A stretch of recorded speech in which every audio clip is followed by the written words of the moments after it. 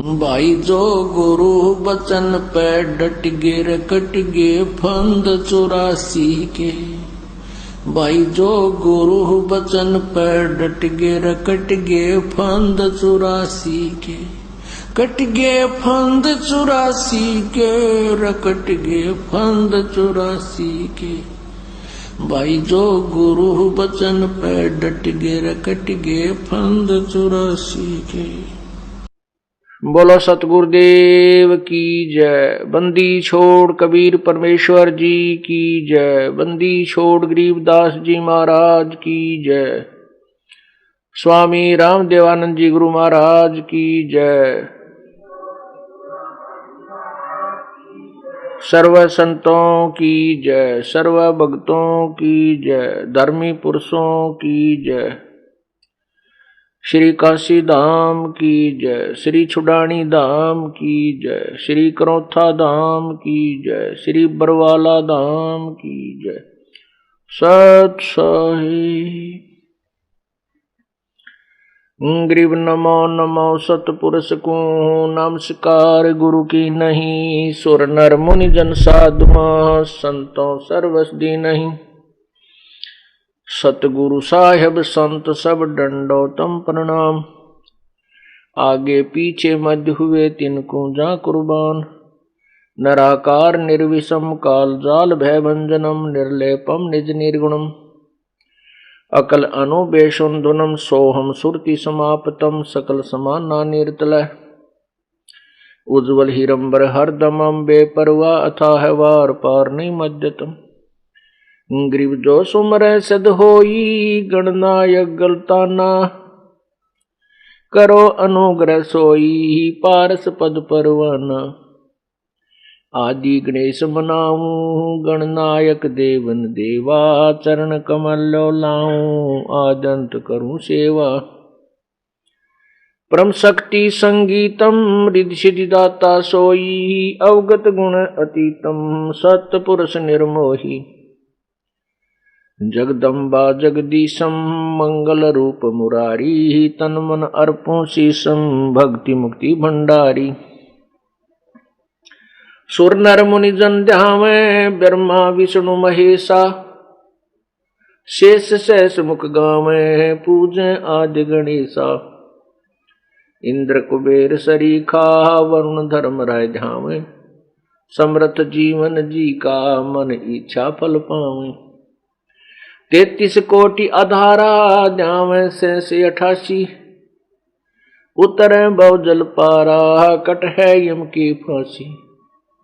33 कोटि आधारा ध्यावे से 88। उतरे भव जल पारा कट है यम की फांसी। सत साही कर जोरूं विनती करूं। धरूं चरण पर शीश।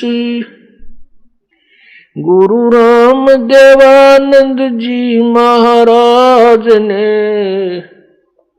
दियो नाम बख्शीश। कोटि कोटि सिजदा करूं। कोटि कोटि प्रणाम।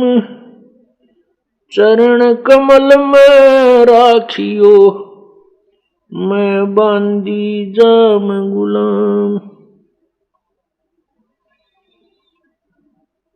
जय इब कै सतगुरु मिले।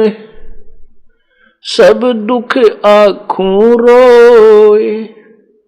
चरणों ऊपर शीश धरूं। कहूं जो कहनी हो गुरु जी तुम ना भूलियो।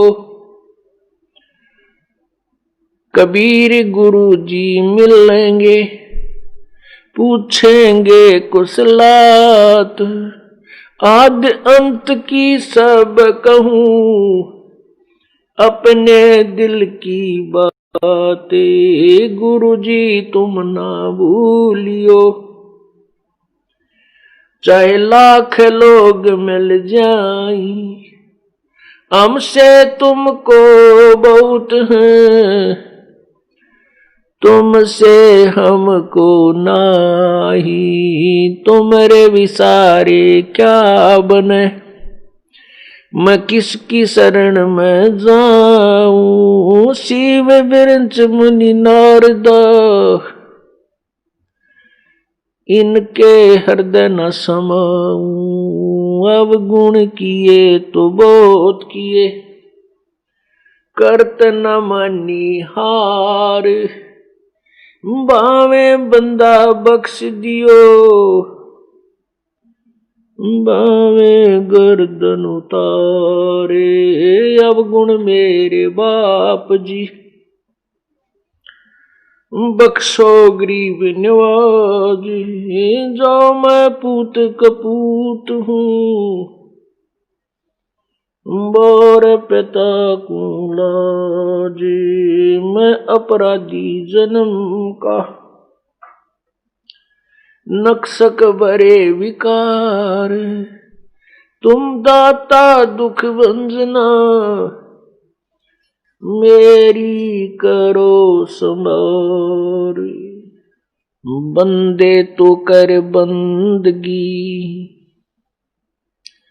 बंदे तू कर बंदगी।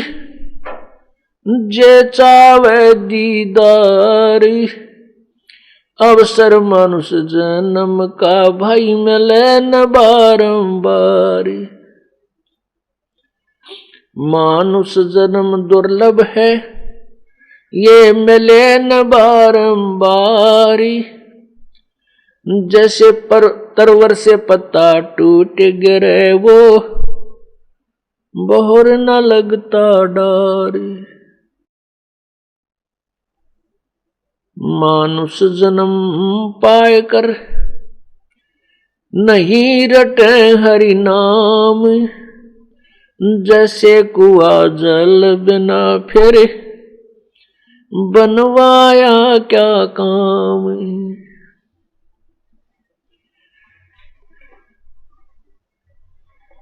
कबीर लौट सको तो लूटियो, राम नाम की लूटी। पीछे फिर पछताओगे, प्राण जाएंगे छूट। नहीं भरोसा देही का, विनस जावे छिन माही। विश्वास उश्वास में नाम जपो, और यतन कछु नाही। कबीर श्वास उश्वास में नाम जपा, व्यर्था सांस मत खो। ना जाने इस श्वास को, आवण हो कि न हो।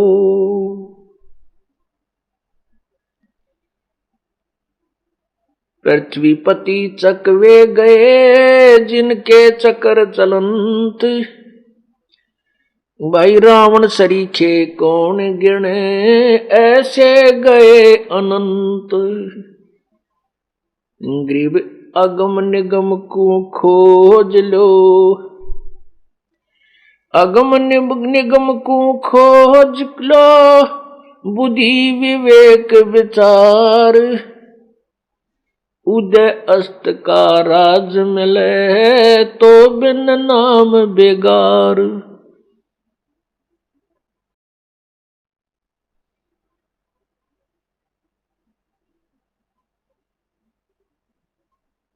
परम पिता परमात्मा सर्व सृष्टि रचनहार कबीर देव, कबीर प्रभु अपनी प्यारी आत्माओं को यथार्थ संदेश देने के लिए यहां काल के लोक में प्रकट होते हैं। जो पुण्यात्मा परमात्मा की वाणी पर,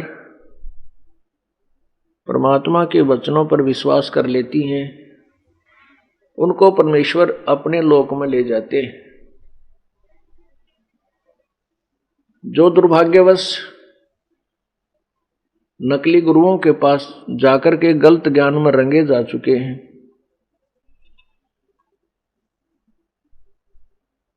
वो नादान प्राणी सत्य को सुनना भी नहीं चाहते, आंखों सामने देख कर के भी यथार्थ ज्ञान को नहीं स्वीकार करते, वो बहुत कर्महीन प्राणी हैं। उनके पुण्य अधिक नहीं है, पिछले संस्कार ठीक नहीं है। जिन पुण्यात्माओं को परमात्मा की वाणी अच्छी लगी, स्वीकार हुई, जो सत्संग में आने लग गए हैं, वो बहुत ही पुण्यकर्मी प्राणी हैं। पिछले उनके संस्कार बहुत ही अच्छे हैं, चाहे वर्तमान में वो अपने पाप कर्मों के कारण बहुत कष्ट में जीवन भी जी रहे हों, क्योंकि हमारे को जो सुख होता है वो हमारे पुण्यों से होता है, शुभ संस्कारों से होता है। जो हमें कष्ट होता है वो हमारे पिछले पाप कर्मों से होता है। और पाप कर्म जब तक हमारे समाप्त नहीं होंगे, पाप कर्म हमारे नष्ट नहीं होंगे, तो हमारे दुखों का अंत नहीं हो सकता। जैसे किसी के पैर में कांटा लग गया हो,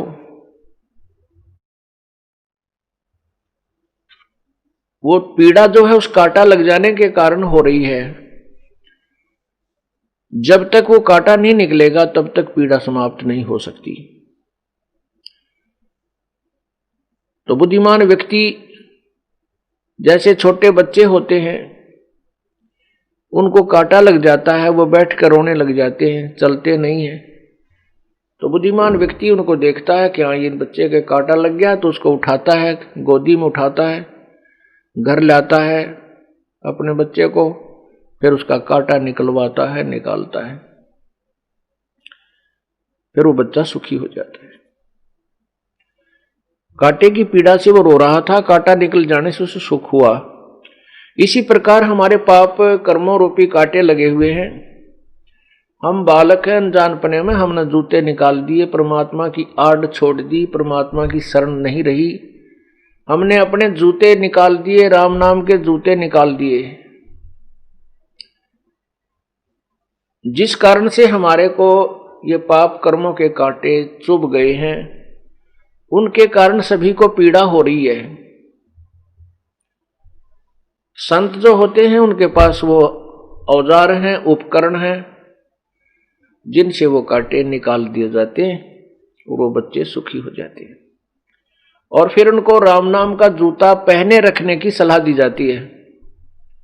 फिर वो बच्चे जिनके पैरों में पीड़ा थी, उनको पता लग गया था कि तुम्हें पीड़ा जो है कांटा लगने से हुई, कांटा लगा नंगे पैरों से, या जो जूते चप्पल पहन रखी थी वो कांटों से प्रोटेक्शन नहीं कर सकते थे, बचाव नहीं कर सकते थे। जैसे कोई नाम जाप करते हैं, जैसे तीनों गुणों रजगुण ब्रह्मा सदगुण विष्णु तमगुण शिव जी की उपासना भी करते हैं, ब्रह्म की, माता की, दुर्गा की, मसाणी की, ब्रह्म की, परब्रह्म की, इनकी पूजाओं से ठीक है कुछ राहत तो मिलती है, लेकिन पाप रूपी वो कांटे नहीं निकलते। तो इसलिए पूर्ण परमात्मा की भक्ति, पूर्ण परमात्मा की साधना करने के लिए ही प्रत्येक तत्वदर्शी संत ने और प्रत्येक सदग्रंथ ने यही सलाह दी है कि भक्ति पूर्ण परमात्मा की ही करनी चाहिए। उसी की कृपा से परम शांति और शाश्वत स्थान अर्थात सत्यलोक, सदा रहने वाला वो स्थान जो कभी विनाश में नहीं आता, वो प्राप्त होता है, जिससे वो साधक सदा के लिए सुखी हो जाता है।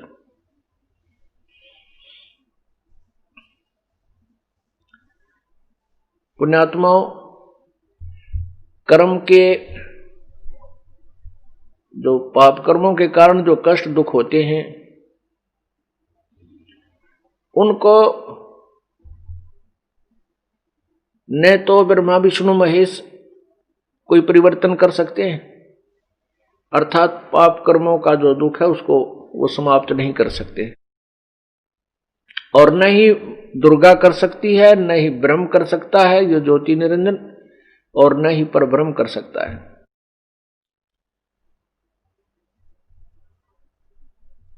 उसको केवल पूर्ण ब्रह्म, परम अक्षर ब्रह्म, वो परमात्मा ही कर सकता है। उस पूर्ण परमात्मा की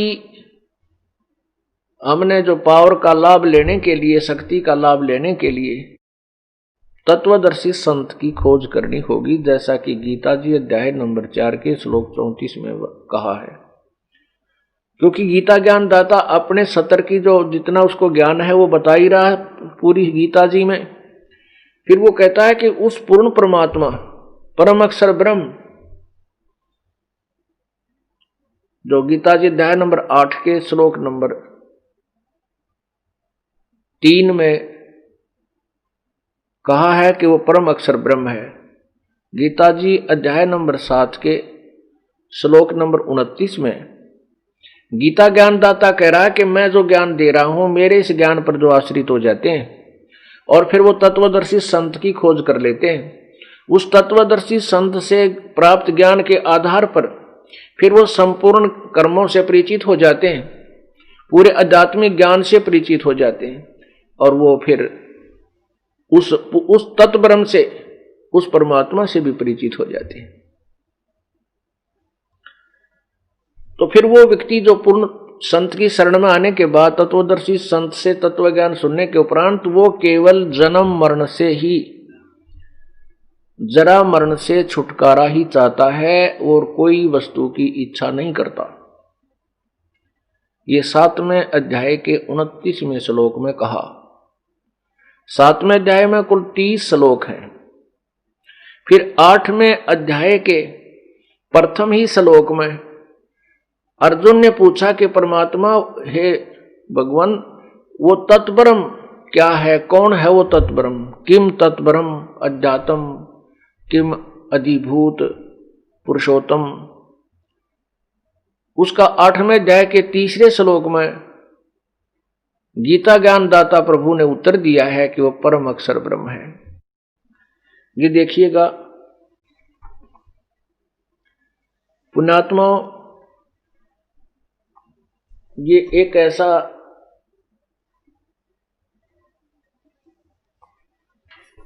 ऐसा जटिल काम हो गया है जो अज्ञानी संतों ने, ऋषियों ने, गुरुओं ने पूरे भगत समाज को उल्टे रंग में रंग रखा है।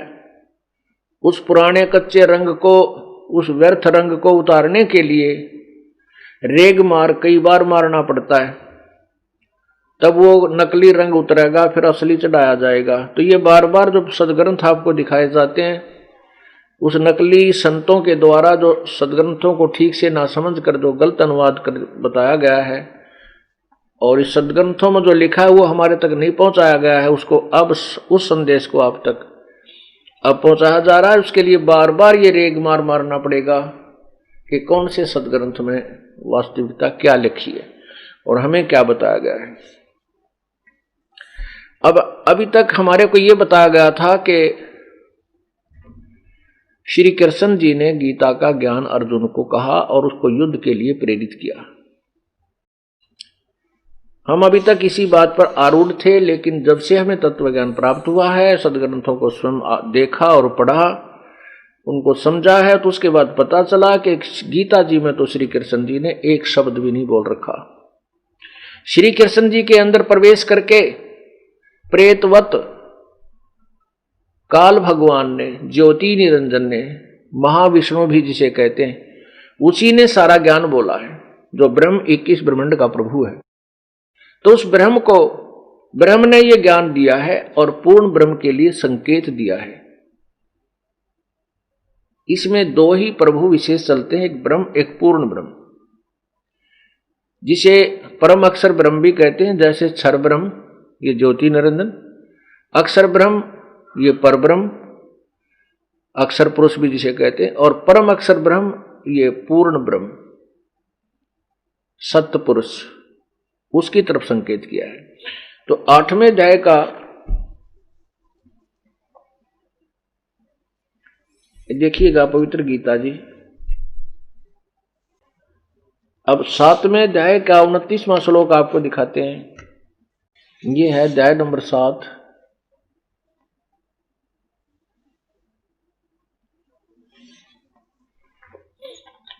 ये है अध्याय नंबर 7 का श्लोक नंबर 29।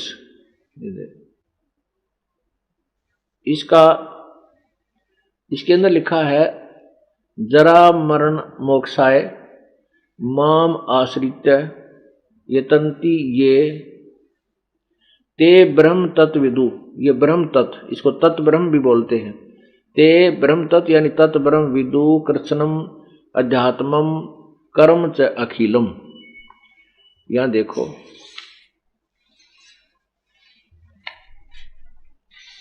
अब ये कहा कि ये जो मेरे, अब उसका अनुवाद है 7वें अध्याय के 29वें श्लोक का, जो मेरी आश्रित मन शरण होकर जरा और मरण से छूटने के लिए यत्न करते हैं, वे पुरुष तत्, अब देखो तत् उस ब्रह्म को, अब तत् ब्रह्म उस ब्रह्म को, तत् ब्रह्म उस ब्रह्म को यानी उस परमात्मा को, ब्रह्म माने परमात्मा को, संपूर्ण अध्यात्म को तथा संपूर्ण कर्म को जानते हैं। अब ये 30 श्लोक है, ये 8वां अध्याय यहां आ गया, 8वां अध्याय। इसमें प्रथम श्लोक में ही अर्जुन ने पूछा है, किम तत्ब्रह्म किम अध्यात्म किम कर्म पुरुषोत्तम अधिभूतम च किम प्रोक्तम अधिदेवम किम उच्यते। क्या पूछा है कि पुरुषोत्तम, वह तत्व ब्रह्म क्या है, वह पुरुषोत्तम तत्व ब्रह्म किम, वह ब्रह्म क्या है, तत्व ब्रह्म कौन है। अब देखो इसका 8वें अध्याय के यहां श्लोक नंबर 3 में उत्तर दिया है गीता ज्ञान दाता ने। श्री भगवान वाच, परम अक्षर ब्रह्म है, वह परम अक्षर ब्रह्म है, परम अक्षरम ब्रह्म, परमम अक्षरम ब्रह्म, परम अक्षर ब्रह्म है। अब उसी के विषय में कहा है 15वें अध्याय के, उसी तत्व ब्रह्म यानी पूर्ण परमात्मा के विषय में 15वें अध्याय के 4थे श्लोक में 1 से लेकर 4 श्लोक में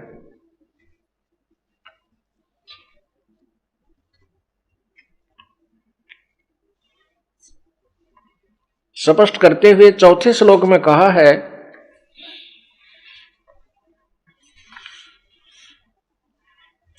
ये देखिएगा अध्याय नंबर 15, ये श्लोक नंबर 4 है, ये श्लोक नंबर 4 है।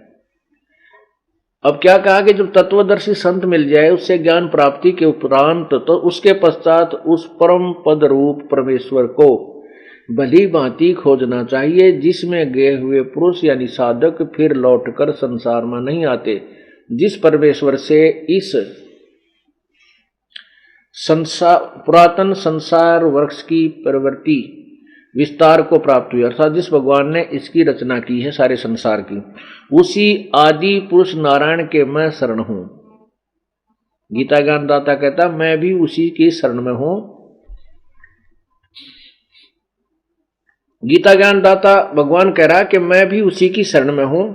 इस प्रकार दृढ़ निश्चय करके उस परमेश्वर का मनन और निधिध्यासन करना चाहिए। इसी के विषय में आप स्पष्ट हो गया कि गीता ज्ञान दाता ब्रह्म है, वो तत्व ब्रह्म यानी उस अन्य परमात्मा, ये क्षर ब्रह्म है जो गीता ज्ञान दे रहा है श्री कृष्ण जी के शरीर में प्रवेश होकर के, और वो पूर्ण ब्रह्म के विषय में संकेत कर रहा है।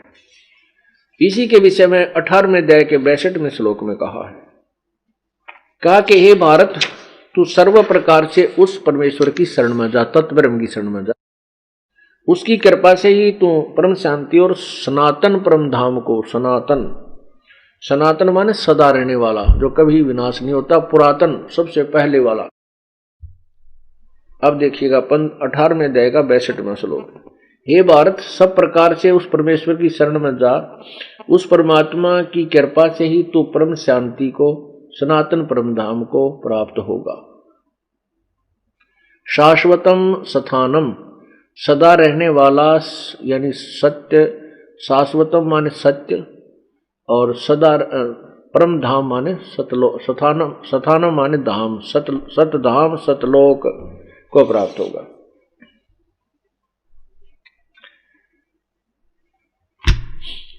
परमेश्वर कबीर परमेश्वर जी हमें यही बताने के लिए आए थे कि वो तत्व ब्रह्म कौन है, उसकी प्राप्ति कैसे होगी। सब सदग्रंथों ने और तत्वदर्शी संतों ने केवल एक पूर्ण परमात्मा की साधना की तरफ संकेत और निर्देश दिया है। यही गीता जी भी, हमारी पवित्र गीता जी बता रही है कि उसी की पूजा से सर्व सुख होते हैं। इसी का प्रमाण पवित्र कुरान शरीफ के अंदर है। सूरत फुरकानी आयत नंबर 25, सूरत फुरकानी 25 आयत 52 से लेकर 59 तक उसी पूर्ण परमात्मा कबीर जी के विषय में स्पष्ट किया है कि वही पूजा के योग्य है। इबादत ही कबीरा, इबादत ही माने पूजा के योग्य, कबीरा माने कबीर परमात्मा।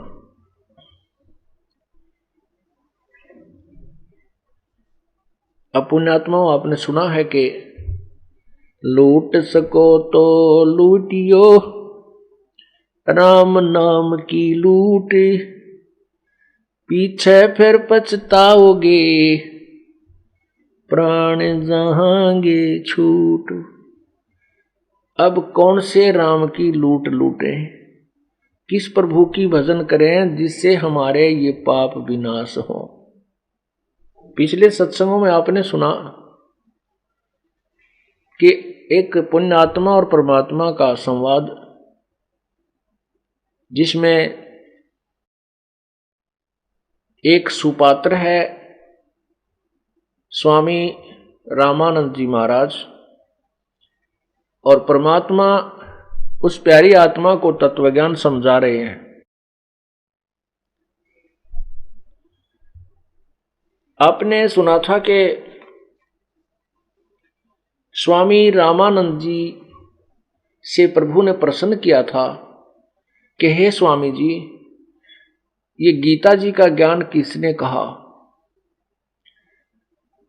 तो स्वामी रामानंद जी ने वही घिसा पिटा जवाब तपाक से दे दिया था कि भगवान श्री कृष्ण जी ने गीता जी का ज्ञान कहा। बच्चा, इसको भी तू नहीं जानता क्या? तू इसको भी नहीं जानता? परमात्मा ने कहा कि यही तो आपको भूल लगी है कि यह ज्ञान श्री कृष्ण जी ने नहीं कहा। ये गीता जी का ज्ञान भगवान श्री कृष्ण के अंदर प्रवेश करके उस महाविष्णु अर्थात उस ब्रह्म ने, काल ने कहा। उसके लिए स्वामी रामानंद जी को ढेर सारे प्रमाण दे करके संतुष्ट किया।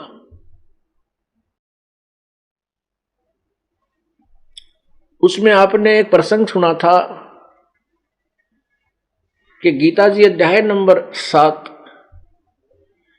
अध्याय नंबर 8 के श्लोक 37, अध्याय नंबर 2 के श्लोक 37 और 38 में ये कहा है कि अर्जुन, तो युद्ध कर ले, तुझे पाप नहीं लगेंगे,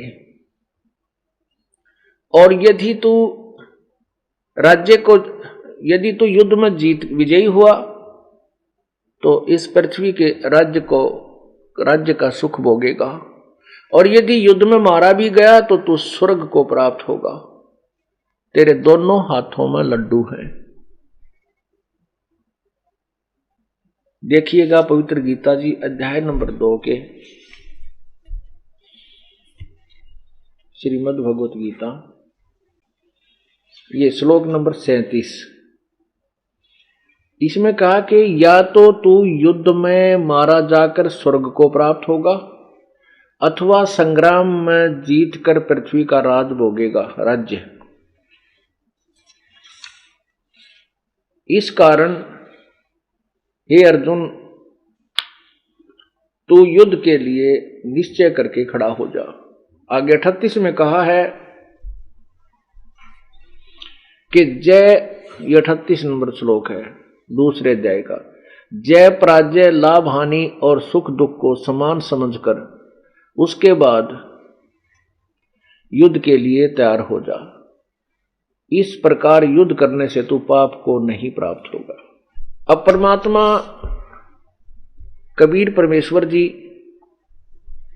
रामानंद जी जो एक बड़े महर्षि प्रसिद्ध थे उस समय, और उसके 1400 ऋषि शिष्य बन चुके थे, 84 शिष्य फिर बाद में बने थे परमात्मा के तत्व ज्ञान प्राप्ति के उपरांत। उस महर्षि को परमात्मा 5 वर्ष की आयु के कबीर परमेश्वर 5 वर्ष की आयु का लीला में सिद्ध करके उस 104 वर्ष के साधु को समझा रहे हैं और अपने ही सदग्रंथों में लिखी हुई उस गूढ़ रहस्य को स्वामी जी को बता रहे हैं। स्वामी जी से कहा कि देखो, गीता जी का ज्ञान श्री कृष्ण जी ने नहीं कहा, उसको प्रमाणित करने के लिए क्या बताए हैं। स्वामी जी, आपने अभी पढ़ा कि गीता ज्ञान दाता कह रहा है 37वें श्लोक में, तो कह रहा है कि यदि तू युद्ध में मारा जाएगा तो स्वर्ग प्राप्ति करेगा, यदि तू विजयी हो गया, युद्ध में जीत गया, तो राज्य के सुख को प्राप्त करेगा। 38 में इसमें कह रहा है कि तू दोनों लालच दे रहा है, लाभ हानि बता रहा है कि लाभ जीत गया तो तू राज्य प्राप्त करेगा, ये तुझे लाभ होगा युद्ध करने से, और मर गया तो स्वर्ग जाएगा, ये लाभ होगा। और अगले 38 में कहता है कि तू लाभ हानि को त्याग कर और युद्ध के लिए खड़ा हो जा, इस प्रकार तो युद्ध करने से पाप को प्राप्त नहीं होगा। कोई बात हुई या? तो इससे है कि ये दोगला ज्ञान काल ने दे रखा है। पहले में कह रहा है कि तू लाभ आने, ये लाभ होगा तुझे, ये लाभ होगा, युद्ध करने से लाभ दिखाया। 38 में कहता है कि लाभ आनी न त्याग कर, तू सोचे मत के मिलेगा और के नहीं मिलेगा, तो युद्ध के लिए तैयार हो जा। अपने आत्मा और लाभ हानि के ज्ञान बिना कोई सर ना फुड़वावे, कोई नहीं युद्ध करे। युद्ध तो बहुत बुंडी चीज है, वैसे भी ना करनी चाहिए। बिना लाभ हानि कोई करा किससे गलत मार दे ले, मन तो बिना लाभ हानि का ठोक दिया तेरा और युद्ध कर दिया, या कोई बात हुई। तो ये ज्ञान जो है, जहां तक इस काल ने गीता जी में वेदों का ज्ञान दिया है वो तो है सत्य। जहां इसने युद्ध करवाने के लिए अपनी अटकल लाई है वो इसका अपनी चाल थी। तो हमने भी सदग्रंथों में जार लगानी है, जो कहां तक कौन सा सदग्रंथ हमें सत्य संदेश दे रहा है। वेदों में जो ज्ञान है वो सत्य है, और गीता जी चारों वेदों का सार है। लेकिन इसमें जो काल की और अर्जुन की जो अपनी वाणी है, अपने सत्र की, वो वेदों के अनुसार नहीं है। उनको हमने मानना नहीं, समझना है ये किस लिए और किस उद्देश्य से यहां बोली गई है। भाई इतना सा ज्ञान ये तत्वदर्शी तत्व ज्ञान से समझा जाएगा। अब रामानंद जी सुन रहे हैं कि एक छोटा सा बालक और ऐसा ज्ञान सुना रहा है, तो छोटा बालक बोलता भी अच्छा लग गया करे, अच्छा लगता है। और ऐसे गुण रहस्य ने कहे तो और ज्यादा ही रुचि बनती है। तो परमात्मा सुनाते हैं, कबीर परमेश्वर ने आगे बताया कि अब जो मैं आपको निर्णय देने जा रहा हूं कि गीता जी का ज्ञान श्री कृष्ण ने नहीं बोला, ये तो काल ने बोला था। उसके लिए एक उदाहरण देते हैं परमात्मा कि एक समय श्री कृष्ण जी के आध्यात्मिक गुरु दुर्वासा जी, अब देखो श्री कृष्ण जी के गुरु के विषय में हमने सुना है कि संदीपनी जी उनके गुरु थे। ये इनकम्प्लीट नॉलेज है, अधूरा ज्ञान है। संदीपनी जी उनके ज्ञान गुरु अक्षर ज्ञान गुरु थे। यानी जैसे बालक ने पढ़ाया करें कह गड़ाइए, जो टीचर होते हैं अक्षर ज्ञान कराने वाले, शिक्षा देने वाले, केवल अक्षर ज्ञान,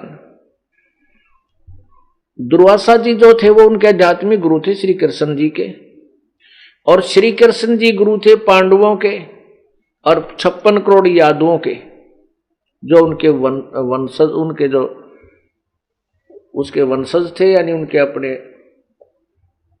कुल के लोग थे, उनके भी वो धार्मिक गुरु थे, आध्यात्मिक गुरु थे श्री कृष्ण जी। और श्री कृष्ण जी के गुरु थे दुर्वासा जी। दुर्वासा जी बहुत बड़े सिद्ध पुरुष प्रसिद्ध थे, उन्होंने सिद्धियां प्राप्त कर रखी थी, क्रोधी बहुत थे। दुर्वासा जी बहुत ज्यादा तमोगुण से प्रभावित रहते थे। एक दिन दुर्वासा जी द्वारका नगरी के पास, नगर से बाहर एक बनी में, एक छोटा सा जंगल होता है, उसके बाद अलग खेत शुरू हो जाते हैं, तो उस बनी में दुर्वासा जी विराजमान हो गए। जाकर के नगर के व्यक्तियों को पता चला कि दुर्वासा जी बहुत बड़े सिद्ध पुरुष नगर के बाहर आए हुए हैं, और ऐसी चर्चाएं चली कि वो भूत भविष्य और वर्तमान के विषय में बहुत जानते हैं। लेकिन यादव जो थे वो भगवान श्री कृष्ण की आड़ में, भगवान श्री कृष्ण के साथ रह करके अभिमानी हो गए थे, क्योंकि श्री कृष्ण जी ने अपने जो प्रारब्ध कर्म अनुसार जो उनको आदेश था ऊपर से, उस अनुसार उन्होंने कंस को मारा, चाणूर को मारा, जरासंध को मारा, और केसी नामक राक्षस को मारा, पूतना को मारा, काल्यवन का वध मुचकंद से करवाया।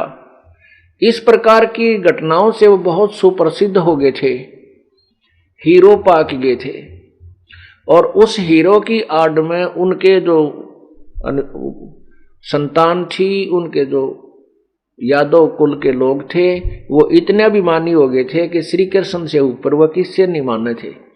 और ऐसे जो संत ऋषि आते थे उनकी बदतमीजी से पेश आते थे, उनको धमका देते थे, उनको अपवचन बोलते थे, कुछ शब्द भी कह देते थे। हमारे जो भगवान कहते हैं कि साधु संतों के, भक्तों के साथ कभी भी, वैसे तो संत भक्त ने कभी भी किसी के साथ अभद्र व्यवहार करना ही नहीं चाहिए। नम्रता के साथ कोई भी ज्ञान विवाद जो वाद विवाद भी करना ज्ञान के ऊपर, तो नम्रता और सभ्यता से करना चाहिए। किसी की आत्मा को मतलब डायरेक्ट एक अभद्र तरीके से ठेस नहीं पहुंचावे, और यदि ज्ञान सत्य ज्ञान को सुनने से वो गलत ज्ञान को अपने को पक्का माने बैठा, इसमें ठेस सोवा लागो, उसको कोई दिक्कत नहीं, क्योंकि वो ठेस लगेगी तो वो सीधा होगा। ठेस मीन उसको चोट लगेगी, वह जो बांगा टेढ़ा ज्ञान ग्रहण कर रखा ठीक हो जाएगा। तो वहां पर उस अर्जुन श्री कृष्ण जी के जो वंशज थे, यानी कुल के लोग थे, वो अभिमानी हो गए थे। कुछ बच्चों ने और श्री कृष्ण जी के पुत्र प्रद्युम्न ने, और कुछ उसी हम उम्र के, वो 40 साल का हो रहा था, प्रद्युम्न भी बालक नहीं था, पोता, प्रद्युम्न का पोता भी हो चुका था, 40, 45, 50 साल की उम्र का हो चुका था। तो उसने, प्रद्युम्न ने और 5-7 और सिरफिरे यादव ने एक स्कीम बनाई कि भाई दुर्वासा जी की परीक्षा लेंगे, देखते हैं ये कितना विद्वान और कितना भूत भविष्य की जानता है। उसके लिए उन्होंने एक व्यक्ति को, एक गर्भवती स्त्री का स्वांग धारण करवाया,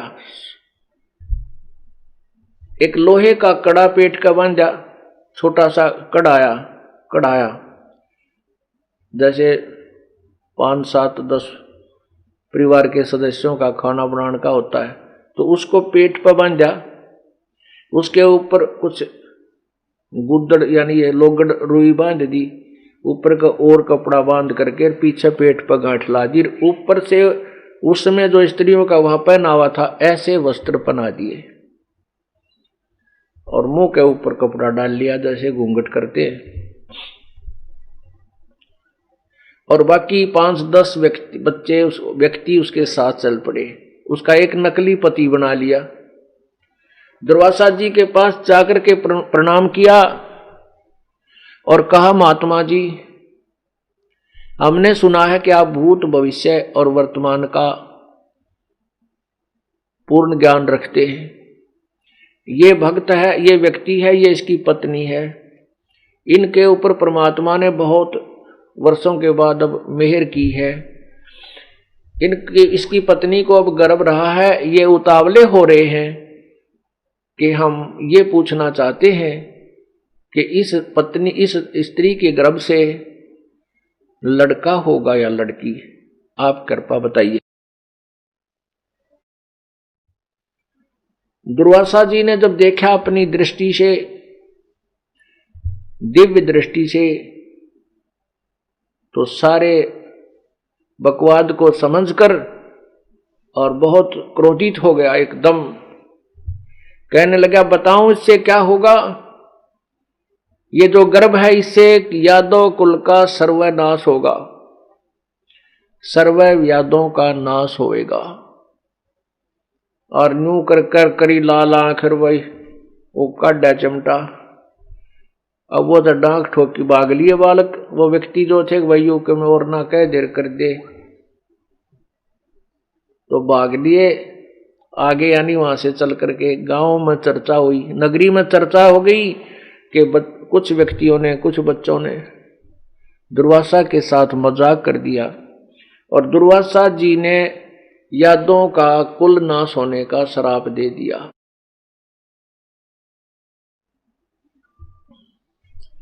अब ये तो जो समझदार व्यक्ति थे उनको तो पता था कि भाई दुर्वासा का वचन था तोप का गोला है, ये तो कह दिया तो बात बिगड़ेगी।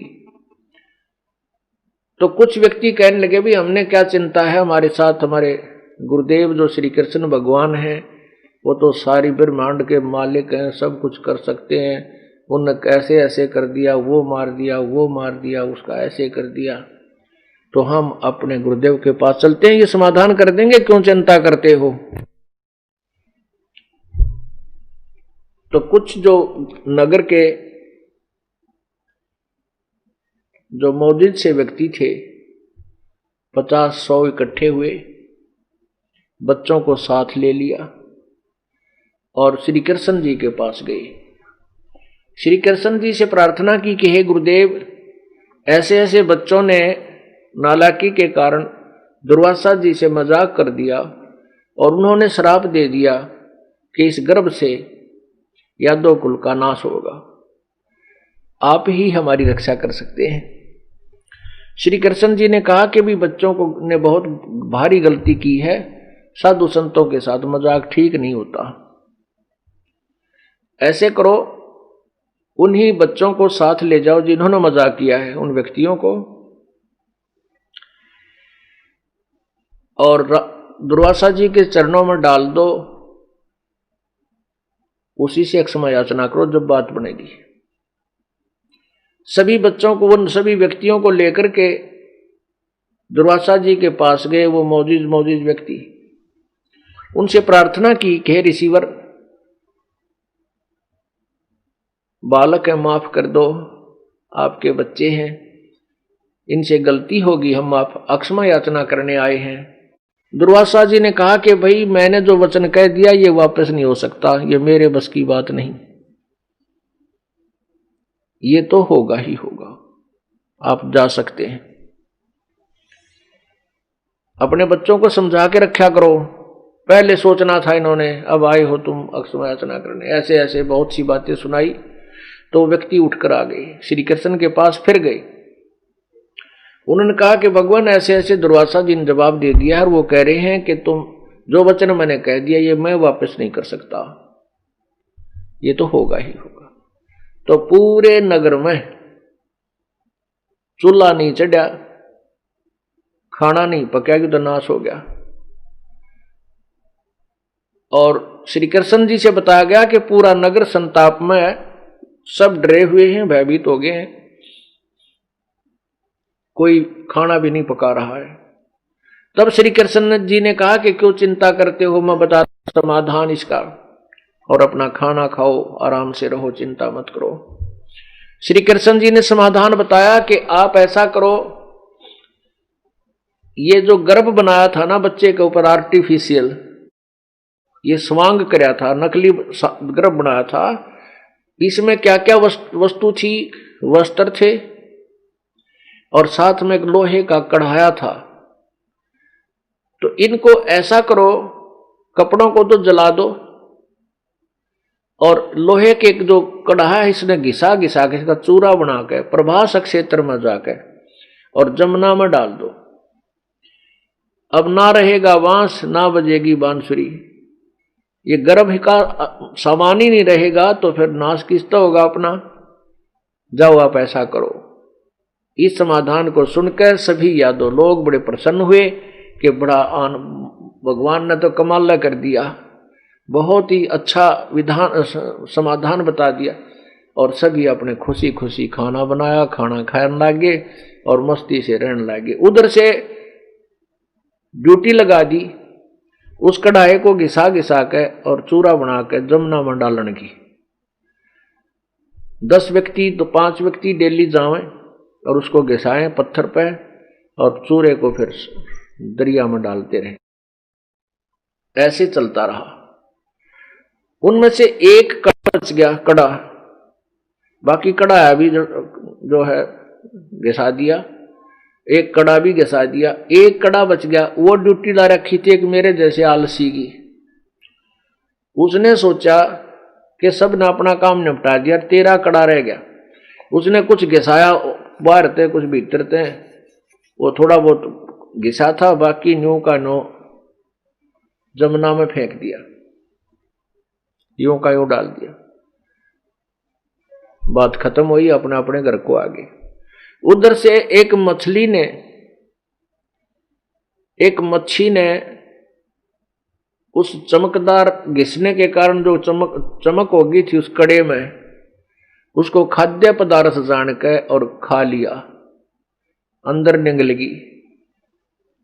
वो मछली पकड़ दी एक शिकारी ने।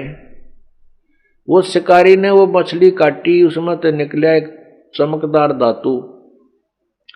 उसने सुनार से दिखाया कि हो सकता है या चांदी हो, सिल्वर, लेकिन सुनार ने बताया कि चांदी तो है नहीं, लेकिन इस्पात बहुत बढ़िया है, लोहा बहुत ही उत्तम है।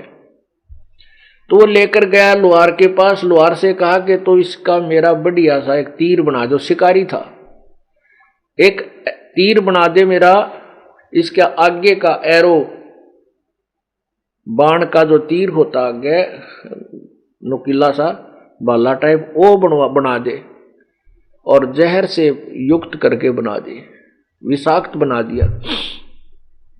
वो शिकारी ने अपना सुरक्षित रख लिया। अब ये शिकारी कौन था? ये शिकारी वही आत्मा थी जो श्री रामचंद्र जी के समय में बाली था,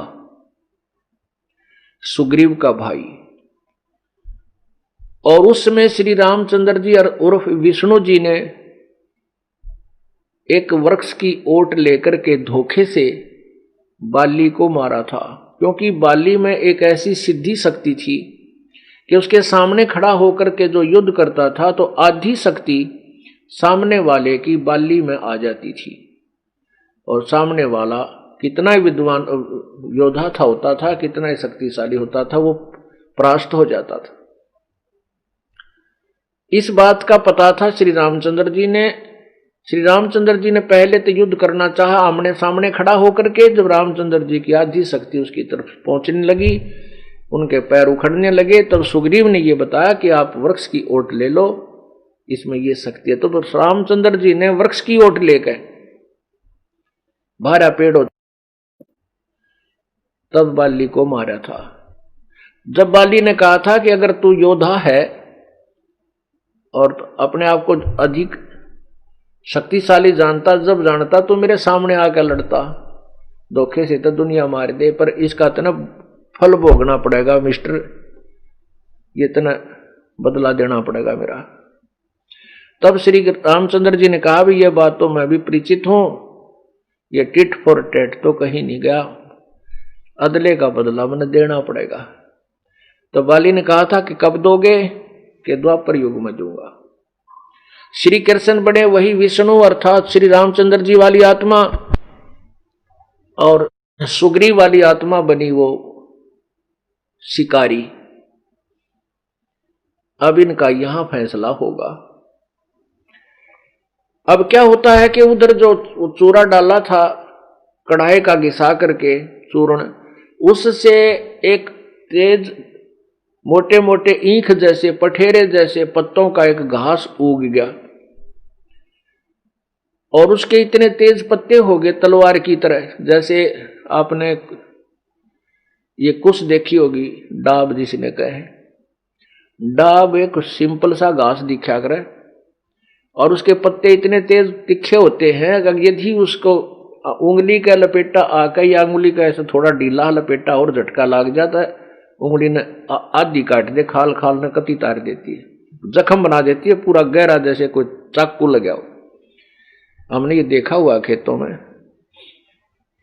तो इससे भी तेज पत्तों का घास उग गया,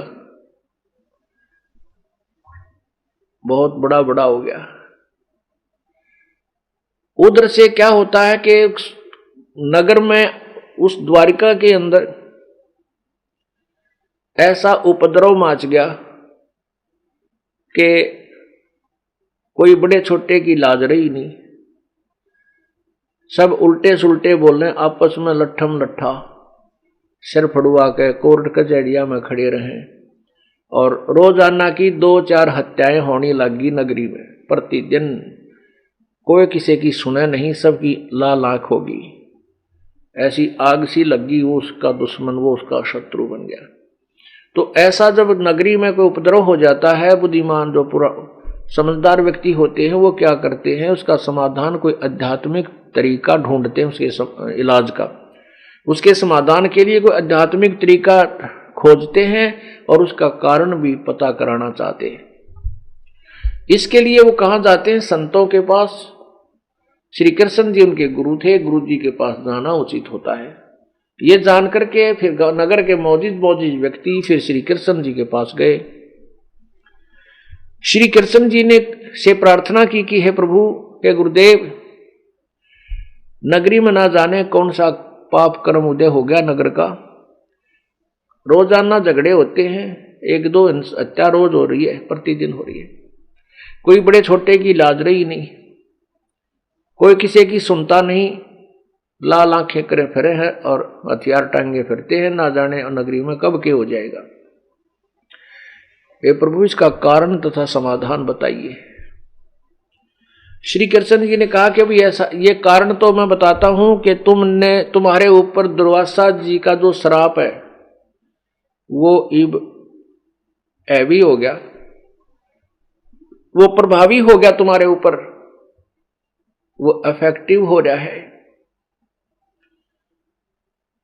उसका समाधान बताते हैं। समाधान ये है कि तुम सभी जितने भी नर यादव हैं, नर यानी बालक, लड़के और पुरुष, बुढ़े से लेकर बालक तक, सभी के सभी प्रभास क्षेत्र में जाकर, जहां वो कढ़ाया घिसाया था, उसको प्रभास क्षेत्र नाम था उसका, उस प्रभास क्षेत्र में जाकर के सभी स्नान करो जमुना के जल में, तुम्हारा श्राप उतर जाएगा, कट जाएगा, तुम्हारा श्राप नष्ट हो जाएगा जो दुर्वासा जी ने दे रखा है, फिर नगर में शांति हो जाएगी। पुण्यात्माओं, ये भगवान श्री कृष्ण द्वारा बताए गए समाधान तो ऐसे हैं जैसे हम छोटे थे, जब गांवों में पशुओं को रोग हो जाता था तो वहां क्या करते थे, एक आया करता सारंगी लेकर के आग लगाने वाला, वो हीर और रांझा की कथा सुनाया करता है, हीर रांझा की लव स्टोरी, और 10-15 दिन 30 दिन वो सुनाता था, 5-7 दिन, और फिर उस कहता था कि जब कथा समाप्त होगी तो सभी अपने पशुओं का छींटे लगवाइयो, जल धर लेता था एक झाड़ू सी गए, कुछ की झाड़ू, डाब की झाड़ू सी बनाकर उस गड्ढे में भरकर न्यू मारा करता बैठ के कि फिर तुम्हारे पशुओं के रोग। तो वो सभी लाते थे अपने पशुओं को उसे पाखंडी के आगे, छोटे से बच्चे को भी और बड़े से बड़ी भैंस, गाय, बैल, बलद सबको, और सब पर छींटे लगवाते थे। होना जाना कुछ ना, वो तो अपनी वही दंत कथाओं के आधार से था। ऐसा ही समाधान श्री कृष्ण जी ने बता दिया कि जमुना में नहाओ तुम्हारा पाप कट जाएगा, वो श्राप कट जाएगा। अब श्री कृष्ण जी के बताए अनुसार सभी ने अपने छोटे छोटे बच्चे जो नवजात शिशु थे वह भी ले लिए, लड़के लड़की नहीं, नर यादव, उनको लेकर के फिर वहां पहुंच गए जहां वो प्रभासक क्षेत्र था, जहां उस कड़ाहे का चूर्ण जो बना हुआ था, वो चूर्ण से उगे हुए, जो लोहे के चूर्ण से उगे हुए वो घास थे। अब वो क्या करें, पहले तो स्नान करें, कहीं श्राप ना रह जाए हमारे ऊपर। स्नान करके बाहर आवे और सामने वो जो शत्रु बने हुए थे आपस में लड़ाई छोटी मोटी कहा सुनी से, वो सामने दिखे और लाल आंख कर ले, मुक्का मुक्का, गालम गाला, फिर वो घास उठा ले, वहां से उखाड़ ले, वो घास उखाड़ कर न्यू मारे एक दूसरे के। उस घास ने तलवार का काम कर दिया, क्योंकि वो तो आध्यात्मिक तरीके से सापित घास था, उस कड़ाहे का घास था।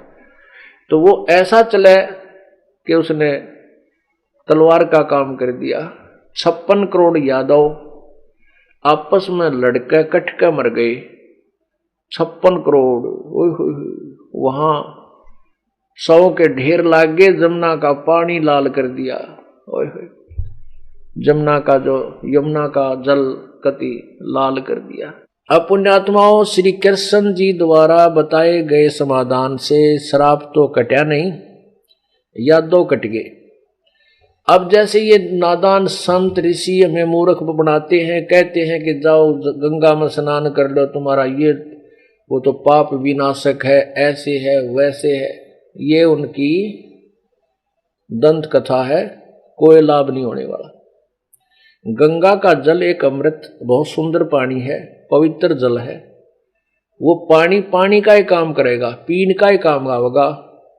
स्वच्छ जल है, नहान धोने में बढ़िया है, खराब नहीं होता, उसमें एक विशेषता प्रभु की दी हुई है। वो पानी जल का ही काम करेगा, पाप काटने का नहीं करता।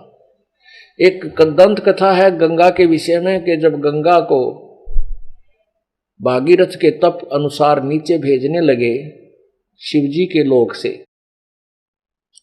तो गंगा ने कहा कि वहां तो पापी लोग मेरे में स्नान करेंगे मृत लोक में, इस काल नीचे पृथ्वी लोक पर, और मैं भी पापनी हो जाऊंगी। गंगा भी डर गई कि मेरे में पापी नहावेंगे और उनके पाप मेरे लगेंगे, मैं दूषित हो जाऊंगी, मैं पापी हो जाऊंगी। तो उसको बताया गया समाधान कि तेरे अंदर को तत्वदर्शी संत स्नान करेंगे तो तेरे पाप भी कट जाएंगे। तो पुण्य आत्माओं ने क्या करें, एक सिंपल सी कथा है, एक कहावत है कि अंधा नौतर दो बुलावे। किसी को अंधे ने निमंत्रण देवे तो एक उसका उंगली पकड़ने गेला होगा, यानी 2 डबल खर्चा हो गया। तो गंगा में नहावा और गंगा के स्नान फिर संत काटे, तो क्यों ना हम संतों के पास ही चले जाएं जो गंगा का भी उद्धार करे। तो ऐसे हमने अब निष्कर्ष से तत्व ज्ञान वाली दृष्टि से देखना है। गीता जी अध्याय नंबर 16 के श्लोक 23 में कहा है कि शास्त्र विधि को त्याग कर जो मनमाना आचरण करते हैं, मनमानी पूजाएं करते हैं, उनको न तो कोई सुख होता है, न उनका कोई सिद्धि प्राप्त होती है, और न ही उनकी कोई गति होती है, अर्थात व्यर्थ है।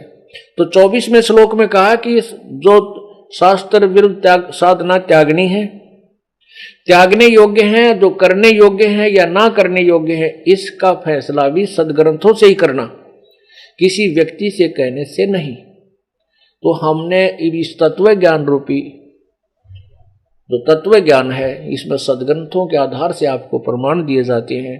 तो इनके आधार से हमने उन सदग्रंथों में लिखे हुए आध्यात्मिक कर्म को करना है, और जो उनमें नहीं लिखा है उनको त्याग देना है। वो मनमाना आचरण है। तो ऐसे श्री कृष्ण जी ने भी मनमाना आचरण बताया,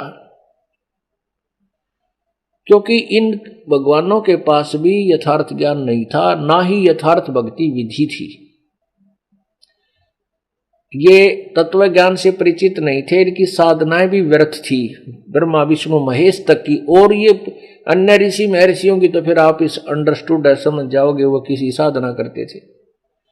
अब यहां बात थोड़ी सी बिगड़ती है कि जो पुण्यात्मा प्रथम बार इस तत्व ज्ञान के अमृत ज्ञान को सुनेगा तो एकदम धक्का सा लगेगा कि उस संत मेंटल दिखा है, ये कह रहा है कि ब्रह्मा विष्णु महेश को भी कोई ज्ञान नहीं था, क्या यही ज्ञानी है? यानी ऐसे ऐसे बहुत से उपद्रव एकदम इस अज्ञान के उठते हैं, लेकिन ये परमात्मा का जो ज्ञान है, ये तत्व ज्ञान है, ये तोब का गोला है। ये बिल्कुल साफ कर देगा, सभी संसार रूपी कलों को तोड़ के धर देगा, मैदान कर देगा। कबीर साहब कहते हैं और ज्ञान सब ज्ञान डियो कबीर ज्ञान सो ज्ञान, और जैसे गोला तोब का करता चले मैदान। तो इसके लिए इस शंका समाधान के लिए थोड़ा सा एक शास्त्र का सहारा लेते हैं। देखिएगा श्रीमद देवी भागवत यानी श्री देवी पुराण, शक्ति पुराण, देखिएगा ये है श्रीमद देवी पुराण, गीता प्रेस गोरखपुर से प्रकाशित है। इसमें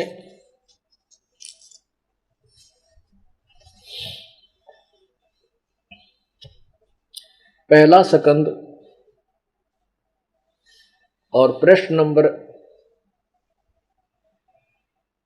28 पर नीचे क्या लिखा है देखिएगा।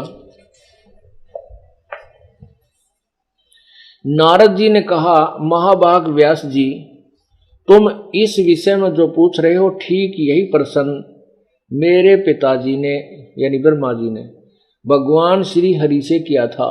श्री हरि कौन है? विष्णु, देवाधिदेव भगवान जगत के स्वामी हैं। लक्ष्मी जी उनकी सेवा में उपस्थित रहती हैं। दिव्य कौस्तुमणि उनकी शोभा बढ़ाती हैं। वे शंख चक्र और गदा लिए रहते हैं। पीतांबर धारण करते हैं। 4 भुजाएं हैं। वक्ष स्थल पर श्री वत्स का चिन्ह चमकता रहता है। वे चराचर जगत के आश्रयदाता हैं। जगत गुरु एवं देवताओं के भी देवता हैं। वे ऐसे जगत प्रभु भगवान श्री हरि महान तप कर रहे थे। उनकी समाधि लगी थी। यह देखकर मेरे पिता ब्रह्मा जी को बड़ा आश्चर्य हुआ। अतः उन्होंने उनसे जानने की इच्छा प्रकट की। ब्रह्मा जी ने पूछा, प्रभु आप देवताओं के अध्यक्ष, जगत के स्वामी और भूत भविष्य एवं वर्तमान सभी जीवों के एकमात्र शासक हैं। भगवान फिर आप क्यों तपस्या कर रहे हैं और किस देवता की आराधना में ध्यान मगन है?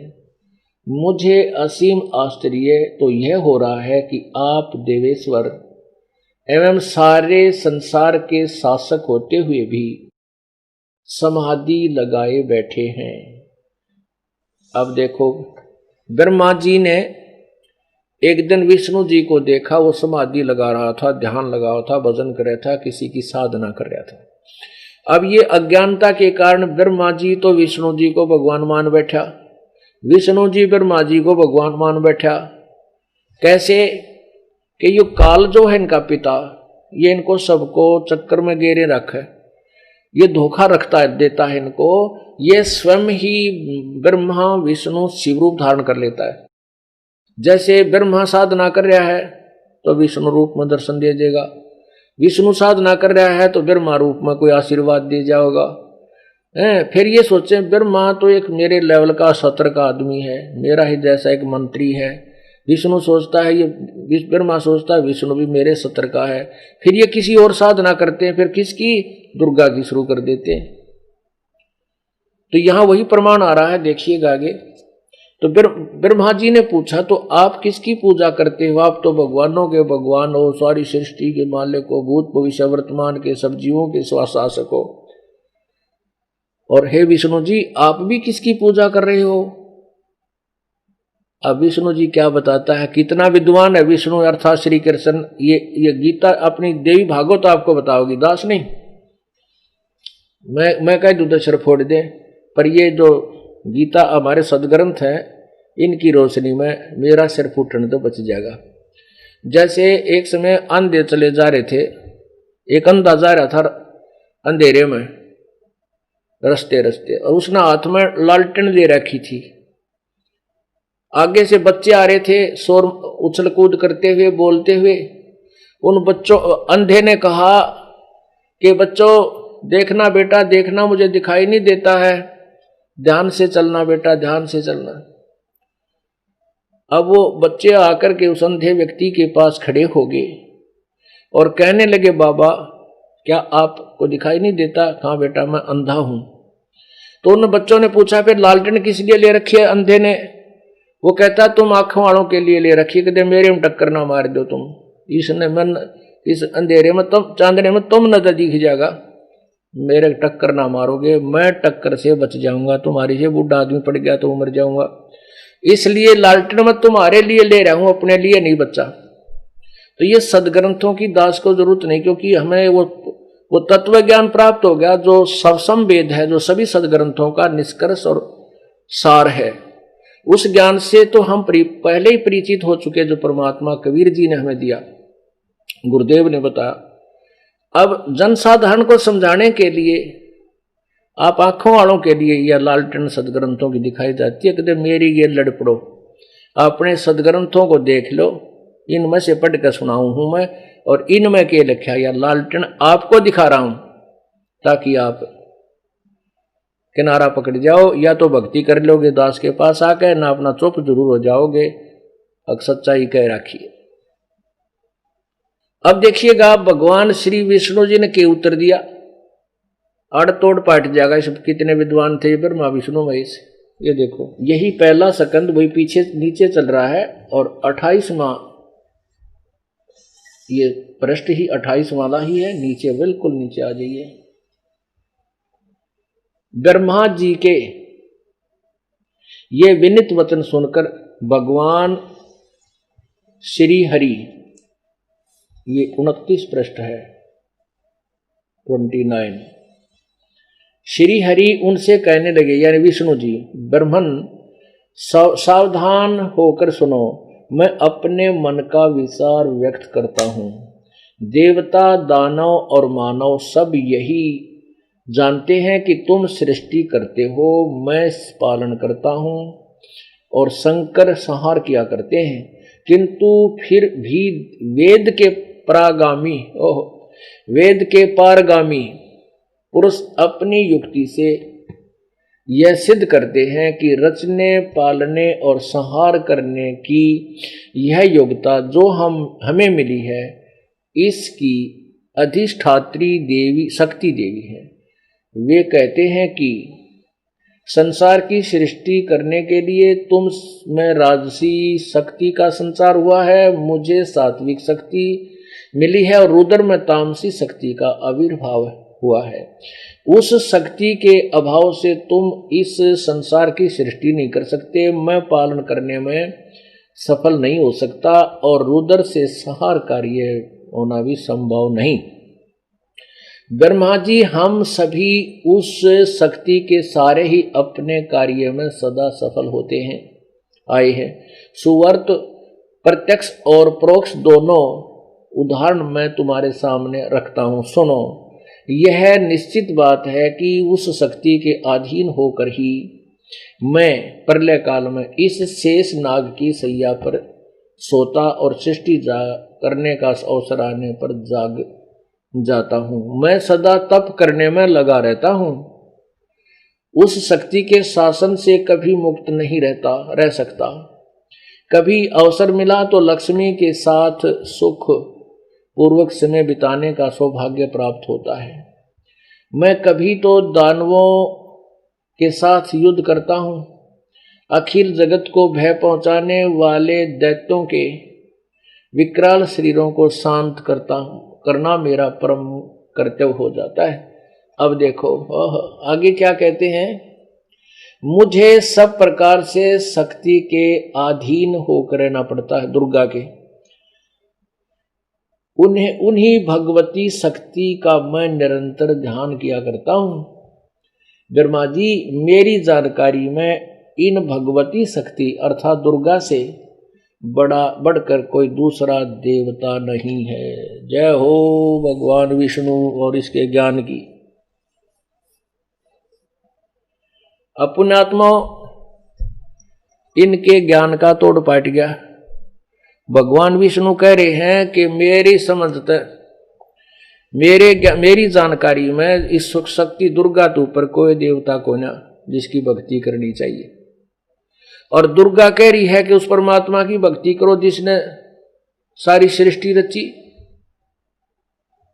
अरे तेरा गजब भैया।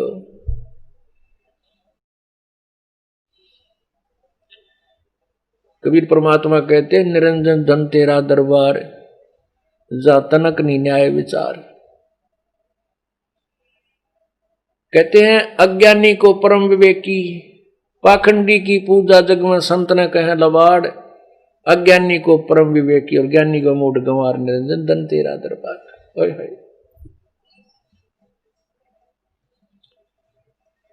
कहे कबीर, सुनो भाई साधो, यहां सब उल्टा व्यवहार,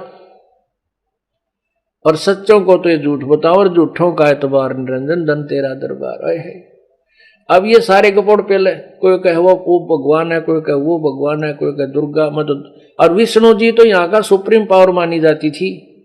और ये कितना ज्ञानवान है ये स्पष्ट हो गया।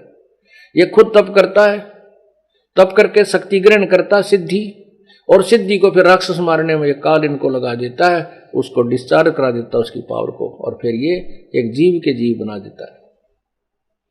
ऐसा धोखा हमारे साथ किया जा रहा है। तो कबीर परमात्मा की शरण में रहकर ही ये भक्ति कर सकता है प्राणी, और उसी तत्व ज्ञान के आधार से हम परमात्मा के उस पूर्ण मोक्ष को प्राप्त कर सकते हैं, परमात्मा के उस परम पद को प्राप्त कर सकते हैं जो सदग्रंथ हमें संकेत कर रहे हैं, निर्देश कर रहे हैं। तो अब जो आप कथा सुन रहे हो, ये प्रसंग चल रहा है कि श्री कृष्ण जी समाधान बता रहे हैं, अर्थात विष्णु जी।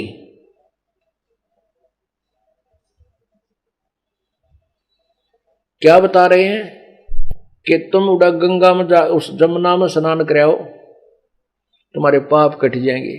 तो ये दंत कथा लोक वेद मनमाना आचरण उन्होंने बताया, जिससे कोई लाभ नहीं हुआ, और उनके द्वारा बताए गए समाधान से के विपरीत काम हुआ। श्राप नहीं कटा, वो कर्म का दंड, वो तीन ताप, ये तीन ताप थे। किसी तीन तापों में कौन कौन से आते हैं? जैसे किसी ने किसी को श्राप दे दिया, और या जैसे ये होती हैं प्रेत आत्माएं, जो किसी को प्रेत आत्माएं सताती हैं, भी तीन ताप के अंतर्गत आता है। तो इसको ना विष्णु ने काट सकता, ना ब्रह्मा, ना शिव, इनको समाप्त नहीं कर सकता, ना ब्रह्म ना दुर्गा, केवल पूर्ण परमात्मा कर सकता है। मासा घटे ना तिल बधे, वेद ना लिखे जो लेख, साचा सतगुरु मेट कर ऊपर मारे मेख। तुम कौन राम का जपते जापम, तात कटे ना तीनू तापम। ओए होए, तुम कौन भगवान के कौन से भगवान की भक्ति करते हो जिससे तुम्हारे तीन ताप भी ना कटते? अमर करूं सतलोक पठाऊं, तात बंदी छोड़ कहाऊं। ओए होए, परमात्मा कहते हैं हम आपको अमर करें और यहाँ के पाप कर्मों के सब बंधन को काट डालेंगे, इसलिए मैं बंदी छोड़ के लाता हूं। इसी का प्रमाण यजुर्वेद अध्याय नंबर 5 के श्लोक 32 में है कि कबीर बंभारी असी, कबीर अंगारी असी। अंगारी माने पापों का शत्रु, बंभारी माने बंधनों का शत्रु, बंदी छोड़ बंधन काटने वाला। देखिएगा यजुर्वेद, क्योंकि ये ऐसा जटिल अज्ञान ऐसा जटिल बना दिया, इस अज्ञान को काटने के लिए इस तत्व ज्ञान रूपी शस्त्र का रह का प्रयोग करना पड़ेगा। इन सदग्रंथों का हमें सहारा लेना पड़ेगा, जिससे यह ज्ञान हटेगा। अब देखिएगा यजुर्वेद, ये महर्षि दानव सरस्वती द्वारा समाज प्रवर्तक है, उनके द्वारा अनुवादित है। ये देखिएगा कहां से प्रकाशित है।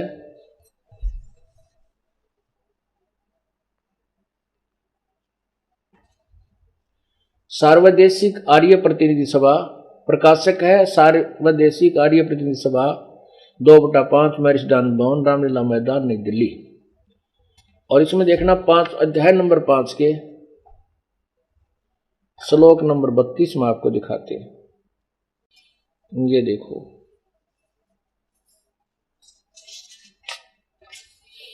ये है 5वां अध्याय यजुर्वेद, और ये है 5वां अध्याय, और ये यजुर्वेद 160 पृष्ठ पे लिखा है नीचे।